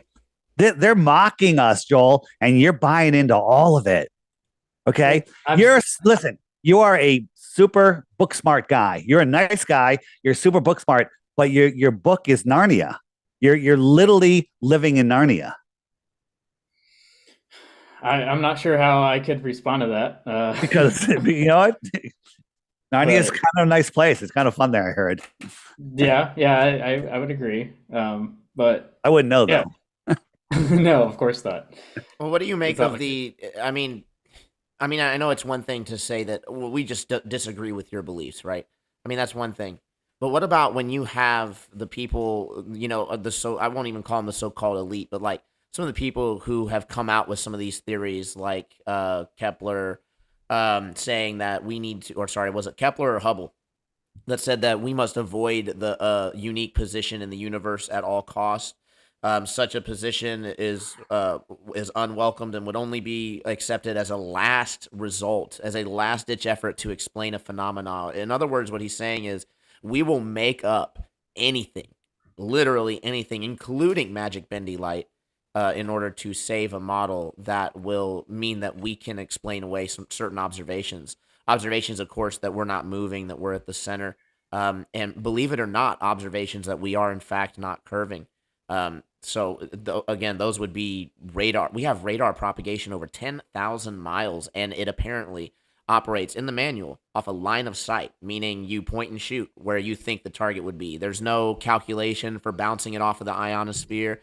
And we even have radio waves that go over the 100 megahertz broadband, which means it goes through the ionosphere. We have clocked those at over 2,500 miles. These observations alone, by themselves, destroy the curvature claimed by the globe. And so we don't have good evidence of its curving. We have evidence that it's flat. We have no, as you even admitted, no evidence for the celestial model that doesn't beg the question. So there's no. When did I admit that? Oh, that doesn't beg the question. Right. Reify. That's why you don't know how to answer when we accuse you of living in Narnia, right? Yeah, right. But that you just, I granted it to you when you just said that because you said we have observations of this stuff happening. Right. So you were you doing the same thing, but I gave you that because, you can't always avoid that. It's a very particular fallacy that's one of the hardest to avoid besides like the fallacy or something like that. But, So sure. you said the same. I need to say that you made the same claim. We have these observations as evidence for the flat Earth, and that's kind of almost exactly what I was saying. But the difference would be between, and I could give it to you that that's a reification, right? Because just because it shoots as if it's flat doesn't necessarily mean that it's flat, right? It just can hint at that, right? So I would give you that. Yeah. But the difference between our observations would be, again, that we can recreate ours here on the ground. The things that prove out your observations demonstrably are probes, NASA, again, everything that relies on the accused or reifies the issue. Well, what about astrophotographers, like amateur astrophotographers? They take pictures of the sky. What about them? Well, I mean, because they use a lot of these theories and methods, and they use these star trackers, and they use... So what they use, so the only thing that you need to know in order to be an astrophotographer really is the cycles, obviously, of the celestial bodies, but then also you just need to know how much they move in a day, which is about 1 degree per hour. So, I mean, as long as you know that, I mean, you don't have to do advanced, these calculations, this assumption, right, that you have to know the layout of the cosmos as NASA and the mainstream presents it in order to take pictures of the things up there it's actually ridiculous when you look into it. It's not even claimed that that's the case. Joel, what happens when you go back and you decide to look at that mountain, that 700-mile mountain thing, and you can't come up with an explanation that works on the globe? What would you do? What are you going to do then? Well, that's hard because it's very hard for me to just not accept no explanation. So I mean, I feel like I would keep trying. And here's the thing: that observation, although it's not easy for anybody, but anybody could go there and do it themselves, right? It's not we don't have to go to space. You could do everything I showed you yourself too. No, you can't. You're looking at things that you can't tell. Right? If I didn't move that train forward, you can do all sorts of measurements, and you could say that light was 250,000 miles away when it was only 1/4 mile away. And you could say it's spherical, but when it wasn't spherical, you can say anything. That's not, this is something we're viewing, a terrestrial object that we know where it is. We know how high it is. We can go measure it from another terrestrial place. We're not looking into Narnia. You're looking at Narnia. Well, things like Jupiter's moons, for example, like you could watch.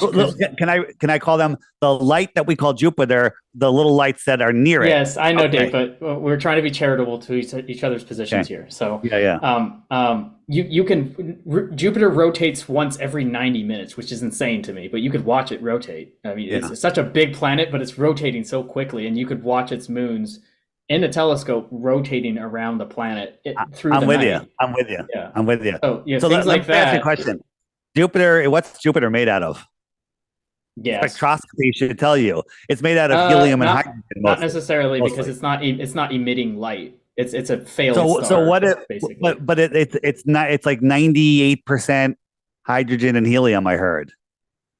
Yeah, well, is that right?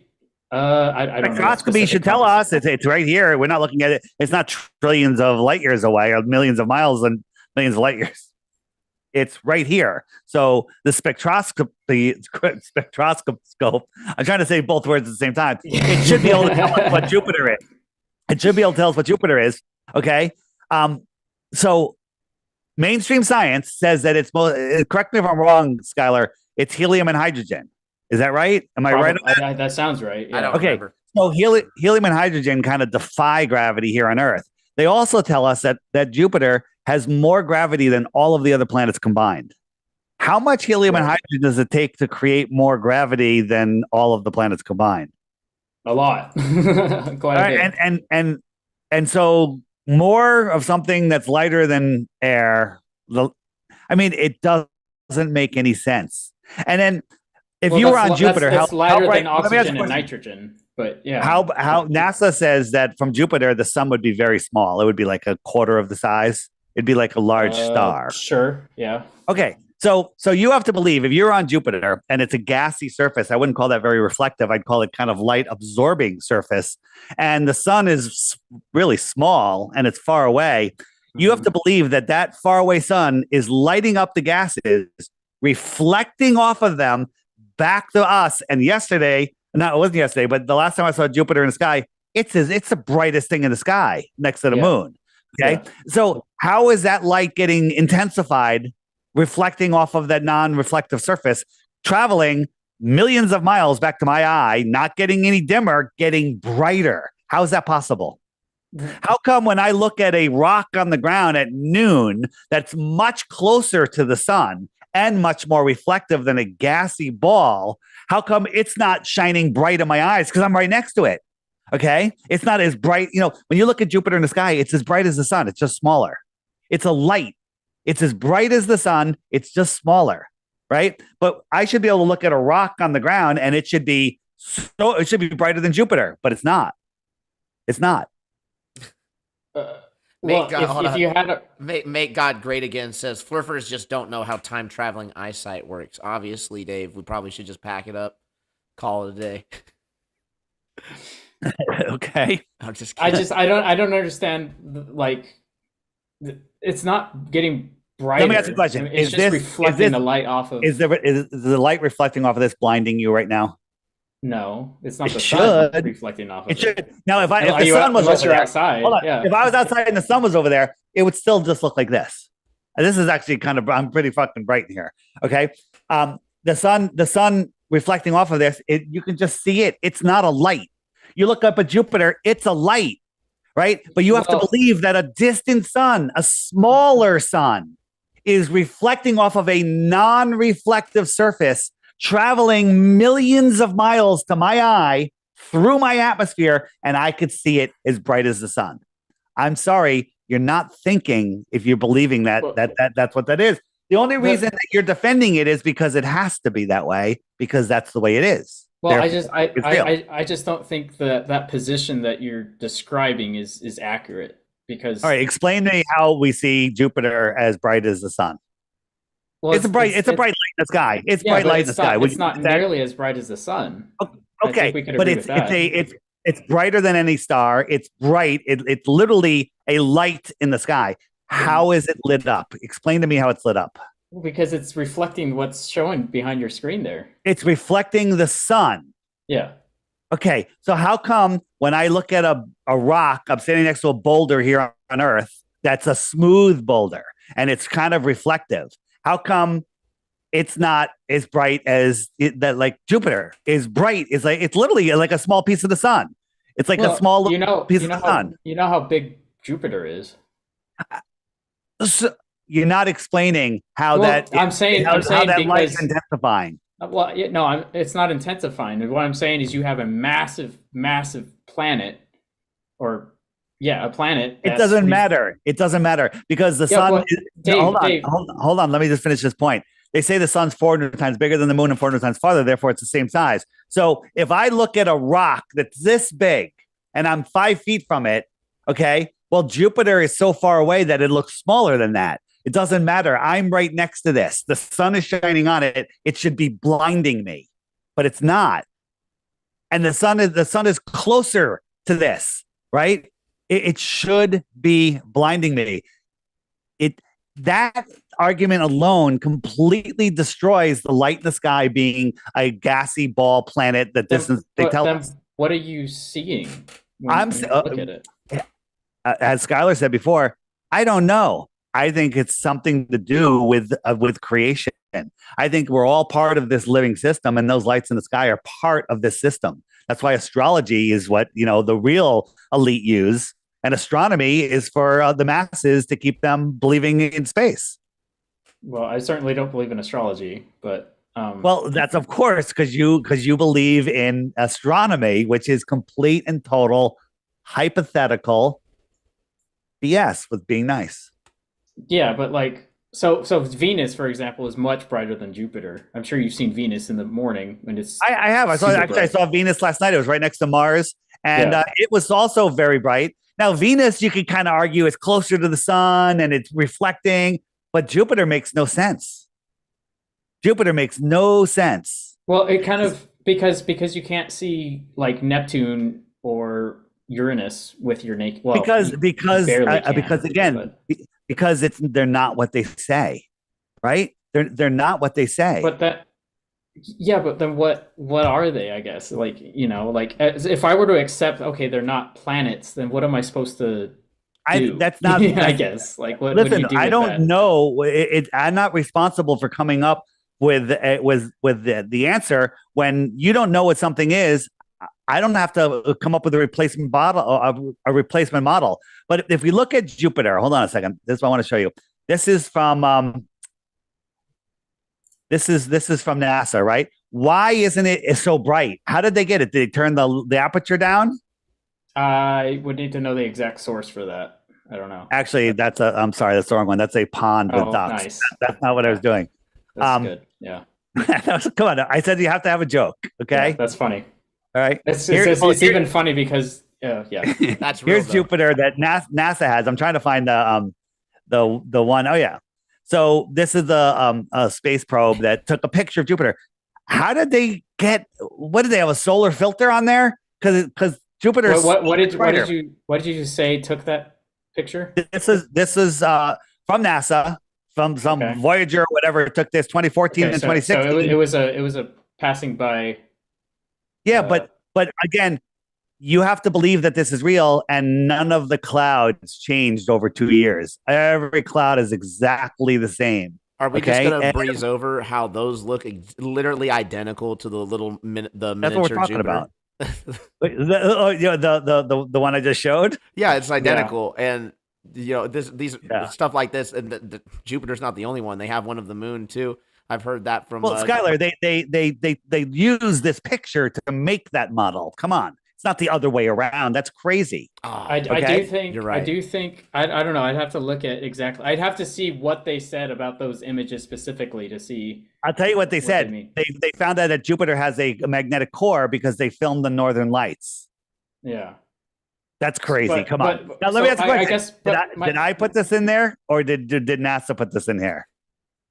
Do you know? I don't, Can you I prove don't- I either don't way? know. No, I don't know. Okay, but That's what when I'm you saying. find, I'd have to look at it myself. so if I put it in there, did I do a good job? Sure. Really? that's good. That's believable. So if NASA put it in there, then it has to be real.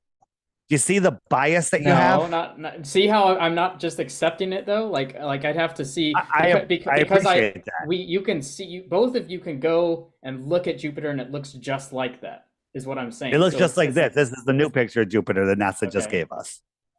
All right. You believe these are paintings. It actually doesn't look like what you're talking about unless you use some digital imaging and rendering with it, right? You're not going to That's- get Jupiter. No, that's looking, not true. You can see it. You can see looking some like that blurry. through You a can see some big blurry enough telescope. bands and a little. I'll give you. You can see Right. a little spot and some blurry bands, but nothing to the detail of what NASA's claiming. Well, to show you. with a legitimate telescope, you can like with a big Dobsonian 12-inch telescope. Feeds it It's into a just computer. purely optics. It just has two mirrors, right? Three mirrors, Joel, and it can look like that. You can see. Joel. It's not just blurry bands. It's you can see the detail and the red dot and everything. So Joel, if you do the research and see that the 2014, 2016 photos are both claimed to be from NASA and all of the clouds are the same, what will you do? What's your excuse? What will you say? Well, I'd have to see what they say about it. No, let's say they say these are two separate pictures. The second one showed that there's Northern Lights. Okay.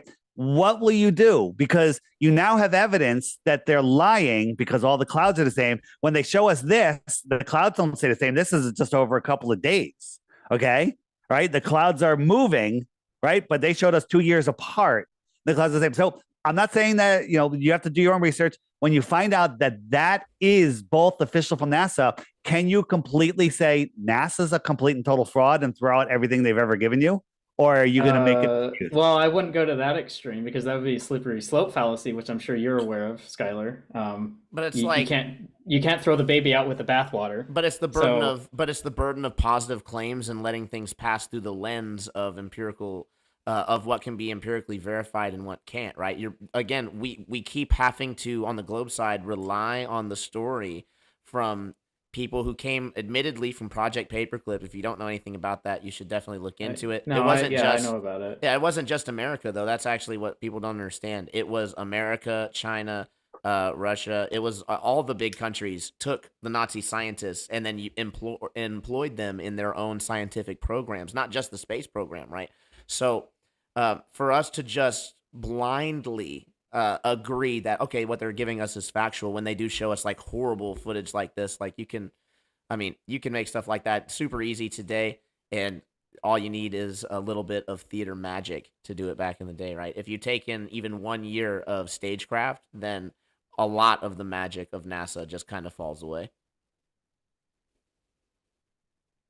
Yeah, I think again, well, I take things on a case by case basis. So like, I'll look into the mountain things. I looked into the inverse square law thing. I'll look into the high pressure versus low pressure thing, and then I'll look into the 2014. So did you make those images, or no? Those are from straight off of NASA's website. So you didn't make those. Okay. So yeah, I'll look at those and I'll see what they say about them, and then I'll also reference those against other amateur images that we have. But yeah, no, Skylar, I did need to make sure that you understood that we can see Jupiter with a significant amount of detail just with. So yes, let me point that out. Yes, you can. And Jupiter is actually a train with 8 different lights on it. Okay. I mean, you don't know what Jupiter is. You can see it. It doesn't mean it's millions of miles away, that it's a giant gas ball made of helium that has more gravity than all of the other fictional planets. Okay, you're believing a story and using it to reify your belief. Basically. Yeah, I guess in general, but doesn't mean the story is necessarily false, I guess. So we all accept a narrative perspective of reality ontologically. Okay, so quick question. You have to start somewhere. Quick question about Jupiter for clarification. The method that you use to get the clear picture of that, is that similar to the method that you use to also get the clear pictures of Neptune? Where you have to allow so much photons to come in to build out the picture, and so it doesn't give it long to you. Exposure. Yes, exactly. It doesn't give it to you instantaneously, right? No, I'm saying with a big enough telescope, if you're getting a picture, it's different. But if you're using a telescope for direct observation with your own eyeballs, or even directly into a camera, you can see a significant amount of detail, like Dave said. So I mean, and I guess then you can also see its moons around it. I can agree. I'll even give you the moons. I've actually seen amateur photographers with cameras take pictures of the moon. So I'm not saying that you can't see that. Again, I was talking like the insane detail that you're seeing between the different colors in the clouds, like that only comes from NASA. And anytime that I've ever seen anything like that from any amateur was because they had the long exposure, they had it digitally rendering through a computer, and in my mind, there's no way to verify that the program, the software, is not actually just building the image of what it is expecting to see. I mean, I'm sure you could do it yourself and try it. I have an astrophotographer friend who took it up in New Mexico, and he's like done it himself. Build the software from scratch and everything, huh? Well, I don't think the software's biased. It only takes in what you puts out what you put in, I guess. It's not going to do something so like off, where it just flips from one image to another. You have to meticulously yourself hand. Well, if I was just saying, if I was at the top and I wanted people to believe in this thing, I could potentially put out a program that just gives people the proper, quote, correct images of what they're supposed to see. You wouldn't expect it to be off because it's programmed to be right. But I'm not a coder. I wouldn't, have Hey Dave, the I think is one of those things that that's put in there. I think one of those. So those are actual objects. I think that it's using, right? at least that software, it's using actual images of things, is it not? No. It's all CGI, all of it. It's using CGI images of CGI images. Oh, Okay, I see. you Okay. you believe that they're all real. Oh, I can't really So, tell through the no, thing. I was just I once curious. took the deep star field that they did a time lapse, of a piece of the sky the size of a grain of rice, and they saw like a million galaxies. You know what I'm Yeah, talking about, 10,000 right? galaxies. Yeah. Yeah, 10,000 galaxies. I took that and I put it into my film editor, and I zoomed all the way in on the smallest area I could, and then I did the effect where it just starts panning out slowly, and I made like a 30-second video of it just panning across, and the stars are going, and then I posted it. So it looked like it was from NASA. And I got into a week-long argument with Globers saying that no, it's real, and telling me how they did it and everything. And then finally, when I revealed it, they all went silent on me. So See, it's kind of funny because on Facebook, I'll call out. There's a lot of space. Well, this probably sounds funny coming from me, but there's a lot of legitimately fake space stuff that comes out, and I'm always the first guy to comment that, and everyone's like, oh my gosh, it's so beautiful. I'm like, wow. It's like, no, this isn't real for X, Y, and Z reasons. And It's you're a big halfway niche there. it's a huge niche that's actually muddying the waters quite a bit. yeah, it's really unfortunate for, I think, both of us, honestly. Well, we're not Because the ones with the. Honestly, it's not so much of a problem for us because we don't have the positive claim, right? We're not claiming that the Earth is a curving, spinning, wobbling, tilting space ball. Which, I mean, we didn't even get into, since you brought up rotation was brought up briefly. I mean, we didn't even get into all the different wobbles that the Earth has been experiencing over the last several years that they've predicted or is somehow required for the model to work, including yeah, we could get into that next time. yeah, for sure. So I want to bring up one thing. They have Earth-based telescopes here that take these deep field images, and when they took the deep field image, they said that the telescope is mounted on a cement block that's 10 feet thick, a huge cement block, and it's perfectly leveled or whatever. And the operator during this 10-hour exposure has to walk around in socks because the vibration of his shoes could ruin the entire exposure. Right? You've seen the documentaries on that, yes? I didn't watch the documentary. Yeah. Yes. So they talk about that, but then you have to say, well, while he's worrying about the vibration of his feet, the Earth is spinning at 1,000 miles an hour. It's orbiting at 66,000 miles an hour. It's chasing the sun at 500,000 miles an hour, and the entire galaxy is moving sideways at millions of miles per hour. And how does the tiny vibration from his foot make a difference? And then you look at the Hubble. The Hubble telescope does these long images too. It's doing everything that the Earth is doing. Also, it's traveling 17,000 miles an hour around the Earth while the Earth is going around the sun. So it's moving in 5 different directions at once, and it's able to hold itself steady on a grain of rice-sized piece of the sky to take a deep field image for hours and hours. I'm sorry, that's a religion. That's a ridiculous story. Well, what's the explanation that you've heard for that? The explanation is it's fake. There is no Hubble telescope. What is the explanation? They won't address it. They don't address it. Oh, no one's addressed that with you? No one will address it. I know exactly what they'll say. Next time too. I know exactly what they're saying. Yeah, so that's what I'm perfectly, asking. or it's perfectly orbiting around the Earth. It's perfectly matching the spin of the Earth, the orbit of the Earth, the speeding up and the slowing down of the Earth. I mean, it's insane. So I guess the question is, why would I don't want to get into this now. We could do that next time because that's another whole topic. What just like Earth's rotation, I guess we could get into that next time. Well, you can, but no one's ever measured it. Okay, no one's ever. No, I'm saying an explanation of why you wouldn't feel it and like how that all would work, like the mechanics of that. Well, that's the thing. Like you can explain away the observations literally all day. Yeah, but long. what's the counter explanation? I guess like what's wrong with the explanation? Oh, well, here's the thing. It's explaining why we don't experience any movement. I don't need to explain like a problem with that. It's explaining away an observation. The observation is that we aren't moving. But your side wants to invoke that we in fact are. So in order for that, you have to beg the question and create a mechanism for that. we have no need to do that because we're not asserting that we're moving. Yes, but you are asserting that it doesn't make the explanation doesn't make sense. And what I'm asking is, what about the explanation doesn't make sense? But that's what I would like to get into probably in a future podcast, because it has been 2 hours. If you guys all right, didn't Joel, realize. any final comments? No, I mean, I think it was fun. We touched a lot on a bunch of different things. A lot more than I think I expected, but I think it's fine. I think it was a fluid conversation. We were never bickering or like kind of. If you had to pick your one best proof the Earth is a globe, what can you pick one? Or I would say the celestial movements. Yeah, the movements of the lights in the sky that don't make any sense. Well, you could call them lights in the sky, but you know. Yeah, you can call them stars that trillions of miles away. You guys did acknowledge that it did make sense on a globe if the globe was real. No, we acknowledge that some of the movements could make sense, but we wouldn't be able to observe them because we would all be dead. All right.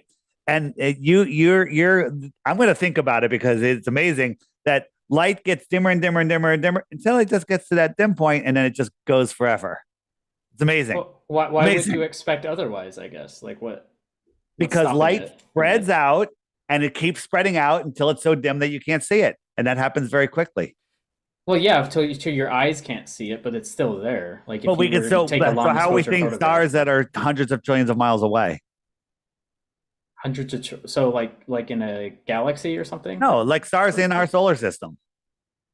Stars 100 billion miles away, whatever. We can see other galaxies that are 200, as you said, 200 light years, right? Andromeda is 2 million light years away. 2.4. 2 million light years. How many miles is that, dude? Well, so I guess what's stopping those photons from that galaxy of coming to Earth? They're not nothing. They spread out. They spread out. They spread out. They spread out. They like this intensity of light here, 10 feet away, it has to spread out and fill this much area, and then 20 feet away, it has to spread out and fill a bigger area, and it becomes less and less and less.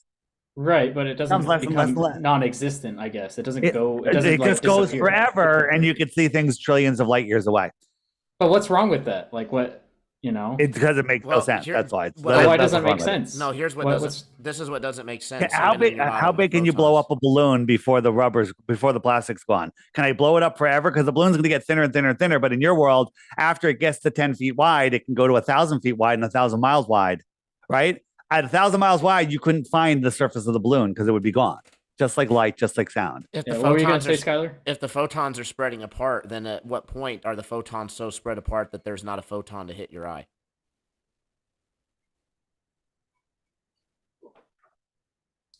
If it's not that it's because of the nature of light that's hard to answer, because you got to think of like just rays of spherical light coming off of something. Is light photons? Is light photons? Yes. If there was no photons hitting us, there'd be no light, right? Correct. Yeah. Okay, so you have a surface of a star and it has X number of photons on it, and as that expands, those photons that are all side by side, they're all touching each other. They get more and more spread out, exponentially spread out. Okay. At what point will a photon completely miss Earth? I'm not sure. I don't know. It's not far at all. Do the math, and you'll see that it's not far at all. What I was going to say is I think it would have to be a pretty far distance, and I think the math would reflect that. Like what, 100,000 miles? The problem, Dave, and I say this with charity and respect, but even if I did do the math, it's almost a waste of time. And you know why? Because once I present the math to you, it's like there's nothing I can, Math is not empirical evidence. Math is not empirical evidence. Yeah. Let's try to keep our feet on the ground. It's not charitable to say do the math when you won't. Well, I'm saying if you do the math, it won't work out because the photons are become too far apart. Okay. Well, that's what you said about the inverse square law, and it did work out. Well, no, it worked out in math. All right, you're right. It doesn't work. Let's just stay here on Earth. Explain the observation away of the mountaintops. There's no curvature calculator. Even the worst Globee Pro calculator puts the tops of those mountains 20 miles below the curve. No, I'll look into it. I'll see Okay. Whoever this other Joel guy was, you seem to want him to Oh check my it God, out. we had So. it was yeah, there was two Joels, and it was crazy. It was crazy. That was funny. But All right, all all right, right. yeah. Thanks, Ben. Yeah, absolutely. It's All been right. fun. Nice to meet you, Skylar. Yeah, Joel, It was a thanks for pleasure. coming on. It was very nice to meet you. Just to let you know, if you ever want to dip your feet in this again, I do an open panel usually tonight at 10 p.m., but we did this instead. So I was definitely happy to change it up a bit, give the audience a little something different. And I know What's that. your YouTube? You got YouTube? Yep, Troubling Tribune. Oh, it's just troubling. Okay, cool. All right. Yep, Well, simple. awesome. Yeah, I hopefully it was sort of productive. It's swapping perspectives and whatnot, and giving our sides, and that's what we were here to do. So, Absolutely. All right. hope you guys enjoyed it. If the Globies, anti-flat earthers, could be as nice as you, well, life would be amazing.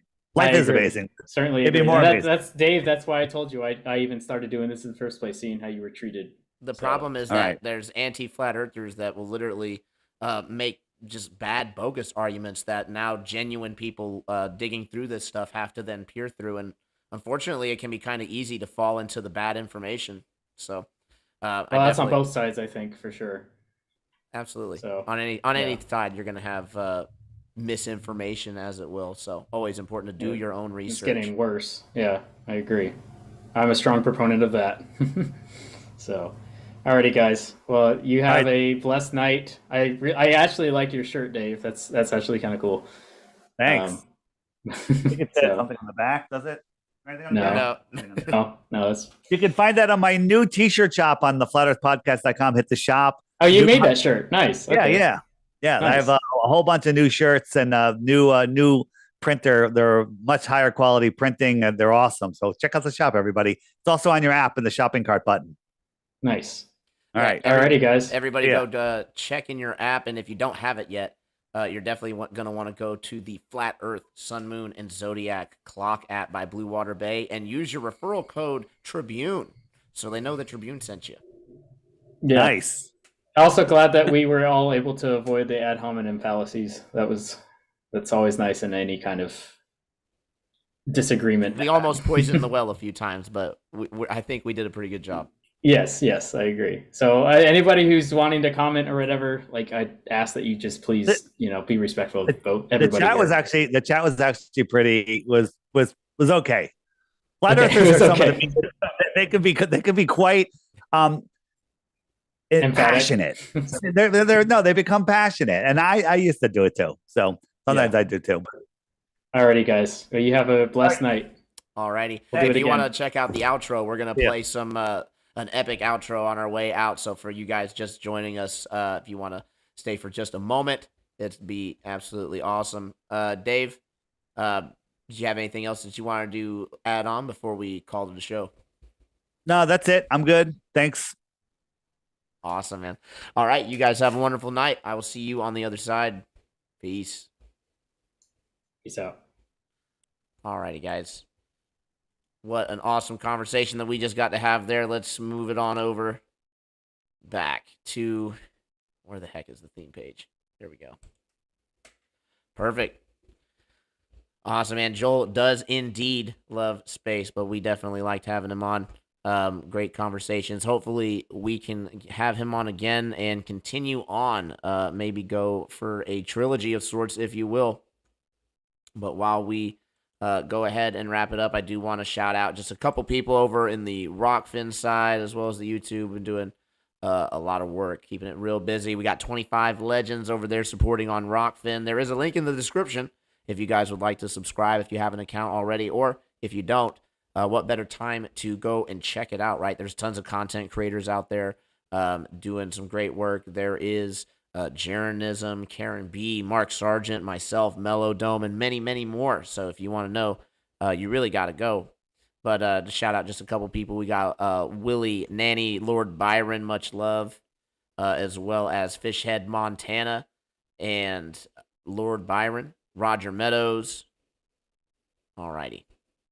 Lots of back and forth. I'm not going to try to scroll through the whole thing. John Osborne. Awesome. If I missed anybody, I'm the you are still appreciated. All right, let's head on over to the YouTube. All right, many thanks, Skylar. This was a great stream. Thank you, Benny Boy. It was a lot of fun doing this. We got Jesse Palmer, True Niece, Singeman, Lord Racer, DITRH. It's hard to pronounce DITRH, so you just naturally want to say Dirt because of all the anti-flat earthers out there. I do apologize.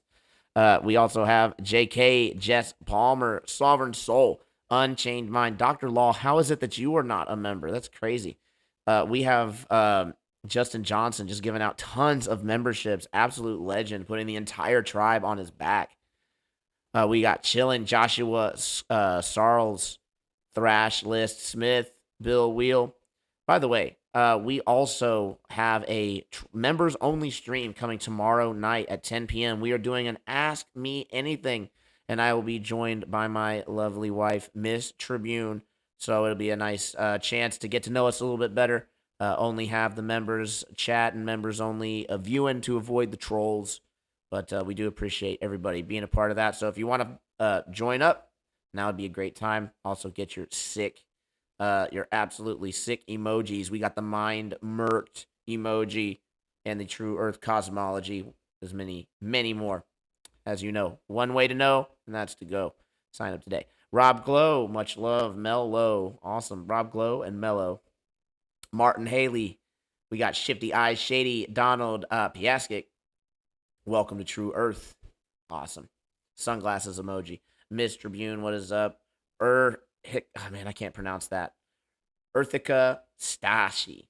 Probably butchered that. Sorry. Joshua Sarles again. Justin Johnson. What is up? It's twice. That's super funny. You guys are awesome, man. All right. JK, I want to see a flat beard on Dave Weiss. How many votes did we get in for that? How many threes did we have in the chat for Dave Weiss growing out a beard? That'd be pretty interesting to see. All right. So if I am missing anybody, again, I do apologize, but there's so much back and forth. So it is what it is. We are going to go ahead and get things closed on out, but it is taking me just a minute to find what I'm looking for. Where? All right, guys. Much love to all the supporters, all the love, all the thoughts and prayers. We do appreciate it. And I will be seeing you guys either later tonight, right? For Witsit's got a show going on. We'll be in the chat. We may join the panel. Who knows? We'll see what goes down. And then we will also see everybody tomorrow night for the members only stream. It's going to be awesome. But until then, I wish everybody a wonderful night, morning, evening, regardless of where you're at on the plane. And I'll see you then. Peace.